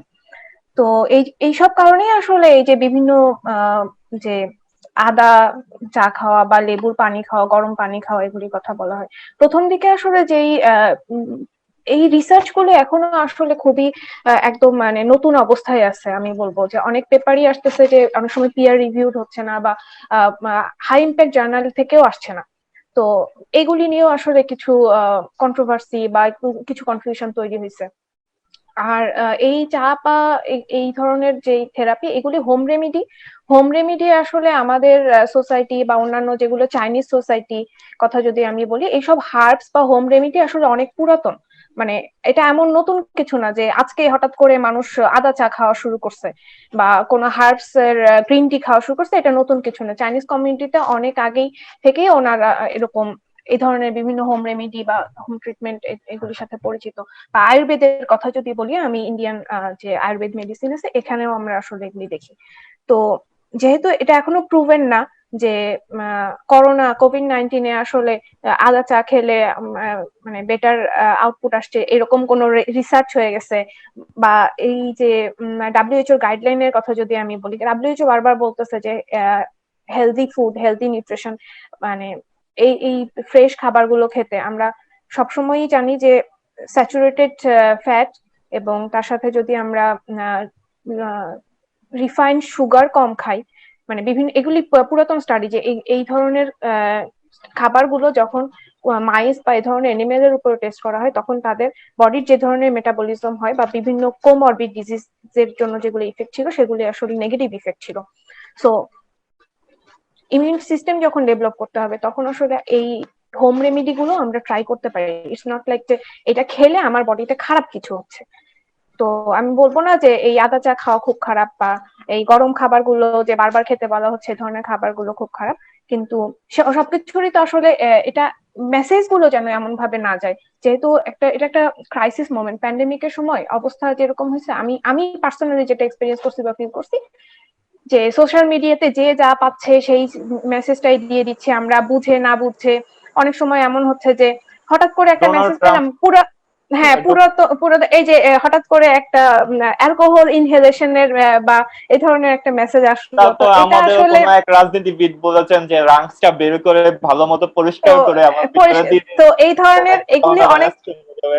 এগুলি আসলে আমাদের কমন সেন্স ইউজ করারও হয়তো বা একটু সময় এসে গেছে যে আমরা আসলে কি মেসেজ পাচ্ছি এবং এই মেসেজটা আসলে ট্রল নাকি মিমিক নাকি মেম নাকি আসলে মানে এটার কোনো ভ্যালিডিটি আছে। এখন সবকিছু একটু মনে হয় যাচাই করে বা একটু সেন্স ইউজ করার সময় এসে গেছে যে যা তবে পাচ্ছি সাথে সাথেই আবার মাঝে আবার মাঝে আমি যে এরকম চাচ্ছি হয় যে এখানে যে এখানে আমি করতে চাচ্ছি বলা হয়েছে যে গরম পানি খেলে করোনা ভাইরাস প্রতিরোধ করার ব্যাপারটা নিয়ে আমার একটু কনফিউশন আছে। কারণ হচ্ছে আমরা যেই গরম পানিটা খাই, গরম পানিটার টেম্পারেচার কতটুকু, এটা একটা আমরা যতটুকু জানি যে একটা ভাইরাস বা ব্যাকটেরিয়া মারতে হলে এটাকে বয়েলিং টেম্পারেচার খেতে হয়, আর ওই বয়েলিং টেম্পারেচার খেলে তো আমার আসলে বাঁচার আমার সম্ভাবনা কম। সেল লাইনিং তো আসলে ঠিক থাকার হ্যাঁ, কথা না। এখন শুধু হ্যাঁ, এই গরম পানি খেলে একটা ভালো জিনিস হচ্ছে আমাদের যে সেল লাইনিং সেলগুলো একটু রিল্যাক্স লাইনিং হয়। গুলো হ্যাঁ, রিল্যাক্স একটু থাকে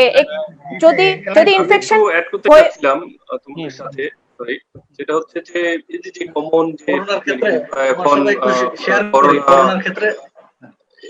সরি আমি একটু একটু করে নিই তারপরে আপনি একটু যান। তো এখানে যে লেবু চা কিংবা আদা রসুন কিংবা এই ধরনের হার্বস যেগুলো ইউজ করা হচ্ছে কিংবা এগুলো আসলে অনেক দিন ধরে চলতেছে এবং এগুলোর মধ্যে বলা হয়ে থাকে যে এটার বেসিকই হচ্ছে এটা ইমিউনিটি বুস্ট আপে হেল্প করে। এগুলোর মধ্যে অ্যান্টি অক্সিডেটিভ, অ্যান্টি মাইক্রোবিয়াল এবং ডিটক্সিফিকেশন ইফেক্ট এটাতে দেয়, যে বডি থেকে টক্সিন বের করে ফেলে হেল্প করার চেষ্টা করে, মানুষকে সতেজ করে, মানুষকে গুড ফিল দেয়।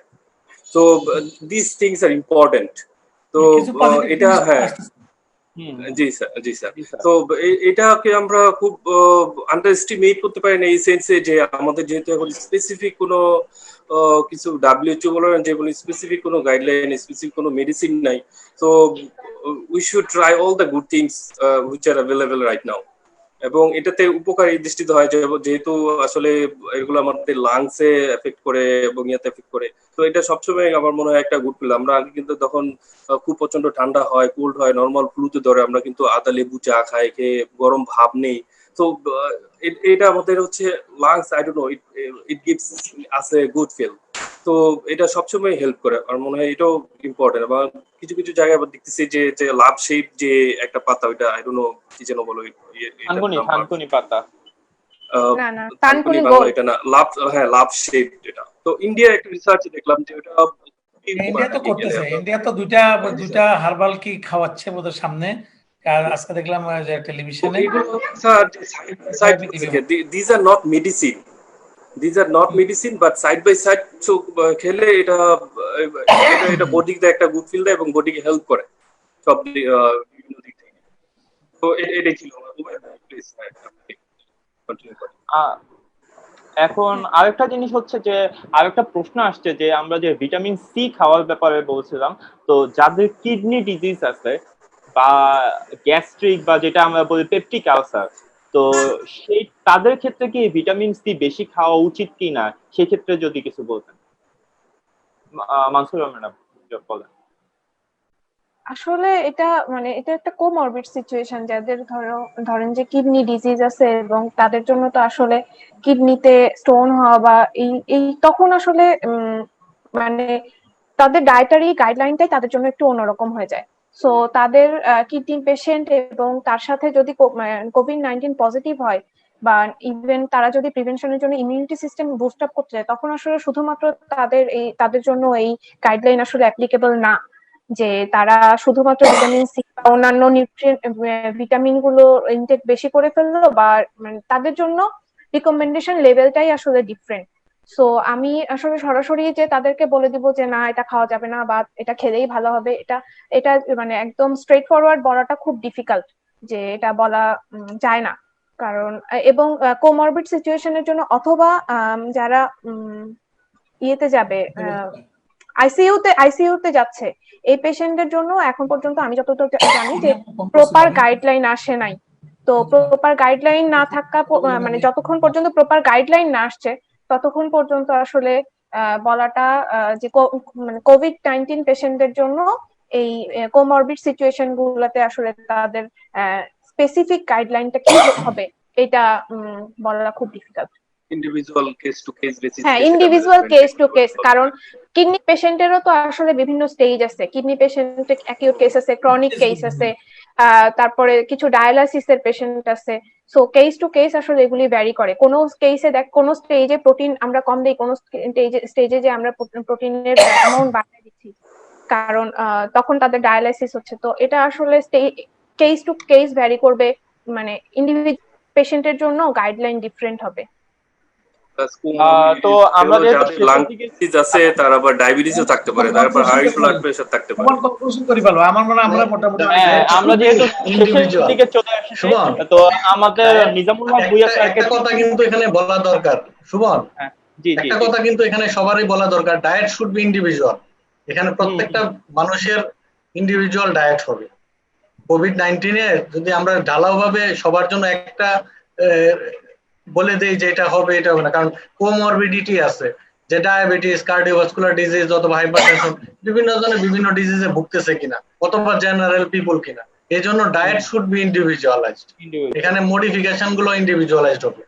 আর একটা জিনিস তুমি যেটা বলতেছিলা যে গরম পানি বা বয়েলিং, ব্যাকটেরিয়া মারার জন্য কিছু ব্যাকটেরিয়ার জন্য হয়তো বয়েলিং লাগবে, কিন্তু এখানে যেহেতু একটা প্রশ্ন আসছিল বা বারে বারে বলতেছিল গরম পানির উপকার এই কারণে যে -65 থেকে 70 ডিগ্রি সেলসিয়াস হলে এই ভাইরাসটা মারা যাবে। এই কথাগুলা, এই প্রপাগান্ডাগুলা শুরু থেকেই ছিল, যার ফলে এটার পজিটিভ ইফেক্টও পাওয়া গেছে। কিন্তু কোন রকমের স্টাডি ওইরকম দেখা যায়নি যে কত ডিগ্রি সেলসিয়াস টেম্পারেচারে এই করোনা ভাইরাসটা মারা যাবে। হ্যাঁ, ওইরকম একেবারে ডিগ্রি সেলসিয়াস ধরে ধরে কোনো রিসার্চ এখনো পাওয়া যায়নি। ধারণা করা হয়েছে আরএনএ ভাইরাস, সেহেতু এটা 70 ডিগ্রির নিচে। আর যদি কেউ কুসুম গরম পানি থেকে বা একটু হালকা গরম পানি দিয়ে কুলকুচি করে, তাহলে কিছু পজিটিভ সিনার্জিস্টিক ইফেক্ট দেখা দিতে পারে। যেমন এখানে মাউথের যে ব্যাকটেরিয়া গুলা, ফাঙ্গাস গুলা, এগুলি রিমুভ হতে পারে। তারপর তার শরীরে বিভিন্ন ধরনের একটু গরম পানি খাওয়ার কারণে ডাইজেশন, মেটাবলিজমটা শুরু হতে পারে, প্রম্পট ত্বরান্বিত হতে পারে।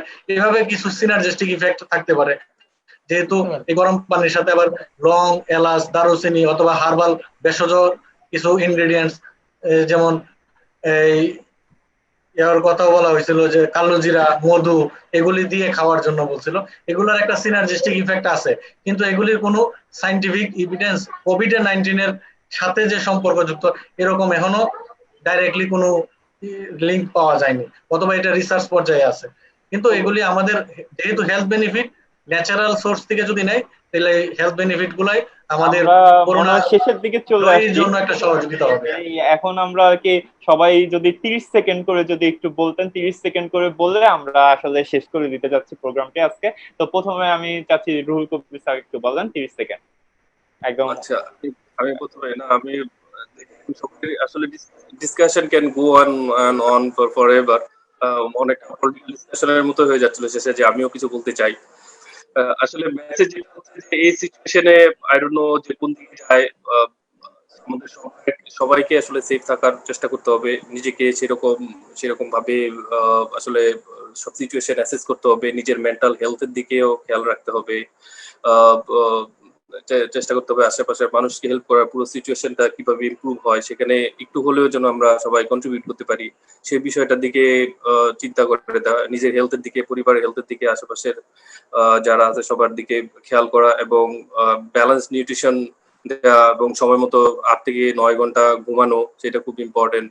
এবং আমার মনে হয় যে হেলদি ফুড আমাদের যেটা আছে, যেটা আসলে আমাদের একটা হেলদি লাইফ দিবে, এবং প্রতিদিনই আসলে টুকটাক কিছু এক্সারসাইজ করা, যেটা আসলে আমাদের যে blood circulation up and running করবে সবসময়, এবং আমাদের একটা গুড ফিল দিবে।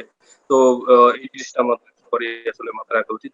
মোট কথা হচ্ছে যে let's go to the basics, প্রতিটা জিনিসে আমাদের বেসিক্স গুলো মেনটেন করতে হবে, আদারওয়াইজ হচ্ছে যে আমরা নিজেরাই আসলে বিপদে পড়তে পারি। তো সবাইকে আমাদের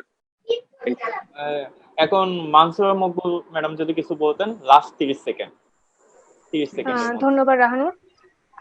আমি আসলে রুহুল কবির স্যারের সাথে একমত, এবং আমি যেটা বলতে চাই সেটা হলো যে no one is safe until everyone is safe. So প্রত্যেককে সেফ থাকাটা খুব ইম্পর্টেন্ট, এবং নিজের এবং পরিবারের খেয়াল তো অবশ্যই রাখতে হবে, এবং সেটার জন্য আমরা ঘরে যেন ফিজিক্যাল এক্সারসাইজটা ঠিক মতন করি। So physical health and mental health both are important. যে শুধু আমি ভালো খেলাম আর ভালো ভালো নিউট্রিশন ইনটেক করলাম আমি ভালো থাকবো, ইটস নট নেসেসারি। কারণ কোভিড আসলে একই সাথে ফিজিক্যাল, মেন্টাল, ইকোনমিক্যাল, সোশ্যাল আমাদের সব ধরনের লাইফকে মানে এফেক্ট করতেছে। এবং আমাদের পাশের মানুষটাও যেন ভালো থাকে, পাশের মানুষটার প্রতি আমরা আরেকটু সহানুভূতিশীল হই, আরেকটু তাদেরকে সহমর্মিতার দৃষ্টিতে দেখি। যারা একটু ভালো আছি তারা যেন পাশের যে একটু খারাপ আছে বা সবার একটু খোঁজ নেই যে সবাই আসলে ভালো আছে কিনা। এই খোঁজটা আসলে খুব ইম্পর্টেন্ট, যেন যদি কিছু নিজের জায়গা থেকে করতে নাও পারি একটু ভালো করে কথা তো বলতে পারি। তো সেগুলি যেন আমরা করি, মানুষকে মেন্টাল সাপোর্ট দেওয়াটা খুব ইম্পর্টেন্ট। আমরা সবাই আরেকটু সহানুভূতিশীল হই। একই বাড়িতে যেহেতু আমরা পরিবারকে সময় দিতে পারতাম না আগে, এখন সেটা করার অনেকেরই মানে সময় বা সুযোগ সেটা কোভিড এর হয়তো এসেছে। তো সেই সুযোগটাকে আমরা পজিটিভলি দেখি, এবং আশেপাশে যাই হচ্ছে সেগুলোকে আমরা একটু পজিটিভ জায়গা থেকে দেখি। আমরা যোগা করতে পারি, মেডিটেশন করতে পারি, গুড হেলথ নিউট্রিশন এগুলো তো অবশ্যই ফলো করতে পারি। আর মেন্টাল হেলথ নিজের এবং পাশের জন্য যেন একটু কেয়ার করি। সো এইভাবে আসলে আমরা মানে কোভিড নিশ্চয়ই আমরা করতে পারবো। তো নিজামুল হক ভুইয়া স্যার, আপনি যদি 30 সেকেন্ডে লাস্ট একটু ফিনিশিং টাচ দিতেন। যেহেতু আমাদেরকে এখন করোনা ভাইরাসের সময় আমাদের এই প্রোগ্রামটা হচ্ছে, আমাদেরকে WHO এর গাইডলাইন ফলো করতে হবে, আমাদের হোম স্টে করতে হবে, সোশ্যাল ডিস্টেন্সিং মেনটেন করতে হবে, তারপরে আমাদের মানসুরা মকবুল এবং রুল যেটা ফিজিক্যাল এক্সারসাইজ, যোগ ব্যায়াম এগুলো করতে হবে, আমাদের ব্যালেন্স ডায়েট খেতে হবে, এবং বিশেষ করে ভিটামিন এ এবং সি সমৃদ্ধ খাবারগুলো আমাদের খেতে হবে। কারণ অনেক সময় করোনার সিমটমও দেখা যায় না, কিন্তু ভিটামিন এ সি গুলো হলে আমাদের রোগ প্রতিরোধ বা আমাদেরকে সহযোগিতা করবে। ধন্যবাদ। থ্যাংক ইউ স্যার সবাইকে যে আজকে এই প্রোগ্রামে অংশগ্রহণ করার জন্য। আর আজকে আলোচনা থেকে এইটাই বোঝা গেল যে করোনা ভাইরাস যেহেতু এর কোনো প্রতিষেধক নেই, ভ্যাকসিন নেই, নিউট্রিশন আমি এবং স্যারের মাধ্যমে একটা শেষ কথা বলতে চাচ্ছিলাম। শেষ কথা ওবায়দ ভাই, ওবায়দ স্যারের কাছে আমরা আমি শুনতে চাই। আমি স্যারের সাথে একমত হয়ে একটা কথা বলতে চাচ্ছিলাম, সেটা হলো স্যারের মাধ্যমে বলতে চাই আমাদের আজকে সোনার বাংলা আমাদের খাদ্যে স্বয়ংসম্পূর্ণ, কিন্তু নিউট্রিশন স্বয়ংসম্পূর্ণ করার জন্য মধ্যস্বত্বভোগীদেরকে কিভাবে নিয়ন্ত্রণ করা যায়, কারণ আমাদের খাদ্য প্রচুর আছে, আমাদের ইনকামও বেড়ে গেছে, কিন্তু খাবারটা ডিস্ট্রিবিউশনটা ঠিক হচ্ছে না। এই মধ্যস্বত্বভোগীদের কারণে কৃষকরা ন্যায্য মূল্য পাচ্ছে না, আবার আমরা যারা ভোক্তা তারাও আমরা ঠিক মতে মানে আমরা কম দামেও সেটা পাচ্ছি না। আমি অন্যদিকে চলে যাচ্ছেন, ওইদিকে গেলে আরো 1 ঘন্টা কথা বলতে হবে। না কথা বলবো না, কিন্তু এই জায়গাটায় কন্ট্রোল না করলে আলটিমেটলি হোলিস্টিক নিউট্রিশন বা হেলথ আসতেছে না। স্যার যদি এই সময়টাকে একটু বলে শেষ করে আর কি, কারণ এখানে আমাদের একটু হিট করতে হবে এখন। ঠিক আছে স্যার ধন্যবাদ। আমাদের প্রচুর ফুড আছে, সেটাও আসলে সেটাও একটু মানে ডিবেটেবল। আমার মনে হয় যে অনেক সময় হয়ে গেছে, অলরেডি 1.5 ঘন্টা পার হয়ে গেছে। তো আমি মনে হয় ফাইনালি স্যার যদি আবার মানে স্যার কিছু আমি এখানে শেষ করতে চাই যে যে ব্যাপারটা নিয়ে যে আমাদের আজকের আলোচনায় অংশগ্রহণের জন্য সবাইকে ধন্যবাদ। আর এই আলোচনা থেকে আসলে কারা কতটুকু উপকৃত হয়েছে আমি আসলে জানি না, কিন্তু এটা আসলে আমাদের উদ্যোগ যে আমরা যারা নিউট্রিশনের সাথে পড়াশোনা করেছে এবং নিউট্রিশনের সাথে শিক্ষকতার সাথে জড়িত আছে, তারা যাতে সাধারণের কাছে পৌঁছাতে পারে, এইটার জন্যই এই আসলে এই কনসেপ্টটা আমরা এনেছি ওয়েবিনার, যেটাতে আমরা আমাদের ঢাকা বিশ্ববিদ্যালয়, নোয়াখালী বিজ্ঞান প্রযুক্তি বিশ্ববিদ্যালয়, মাওলানা ভাসানী বিজ্ঞান প্রযুক্তি বিশ্ববিদ্যালয়, যারা এই যে নিউট্রিশনের সাথে শিক্ষকতার সাথে জড়িত, সবাই যাতে সাধারণ মানুষের কাছে পৌঁছাতে পারে। তো আনফরচুনেটলি আজকে যশোর বিশ্ববিদ্যালয় বিজ্ঞান ও প্রযুক্তি বিশ্ববিদ্যালয়ের chairman madam doctor Shirin madam আসার কথা ছিল, কিন্তু উনি আনফরচুনেটলি আসতে পারেননি।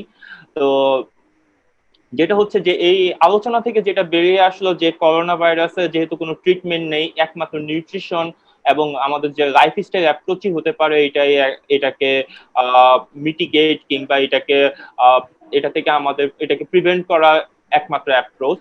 তো এইখানে আমাদের যে ডক্টর ওবায়দের কথা অনুযায়ী ডাইভার্সিফাইড ডায়েট, তারপর ডক্টর নিজামুল হক ভুঁইয়া স্যার যেটা বলেছেন যে এই যে মাইক্রোনিউট্রিয়েন্ট এনরিচ যে ফুড গুলো, এবং আমাদের এই খাবারগুলোকে এনশিওর করার জন্য যে আমাদের মার্কেটিং সিস্টেম, সাপ্লাই চেইন, এটাকেও আমাদের এনশিওর করতে হবে। গুড সাপ্লাই চেইন ছাড়া এই খাবারগুলো কিন্তু আমাদের মানুষের কাছে আসবে না, এবং আমাদের মানুষের জ্ঞানেরও প্রয়োজন আছে। কোন খাবার আমি খাবো, কোন খাবার খাবো না, সেটা জানা আমাদের জন্য দরকার। তো আমাদের এই উদ্যোগটা হচ্ছে মানুষকে কোনটা খাবো কোনটা খাবো না সেটা জানানো। তারপর শুধুমাত্র খাবার খেলেই যে হবে তা না, তার সাথে ফিজিক্যাল অ্যাক্টিভিটি বা ফিজিক্যাল এক্সারসাইজের প্রয়োজন আছে। মেন্টাল হেলথ একটা ইম্পর্টেন্ট ফ্যাক্টর, সেটাকেও আমাদের মাথায় রাখতে হবে। সর্বোপরি যে সোশ্যাল ডিস্টেন্সিং কিংবা WHO এর যে নীতিমালা, সেটা আমাদের মেনে চলতে হবে। যদি আমরা এগুলো মেনে চলতে পারি, সেই ক্ষেত্রেই আমরা কোভিড থেকে মুক্ত পেতে পারবো এবং বাংলাদেশ এই আমেরিকা কিংবা ইউরোপের মতো খারাপ একটা কন্ডিশনে যাবে না। তো এই বলে আমি আসলে আমাদের এই প্রোগ্রামটা শেষ করতে যাচ্ছি। সকলকে ধন্যবাদ। ধন্যবাদ সবাইকে। খোদা হাফেজ।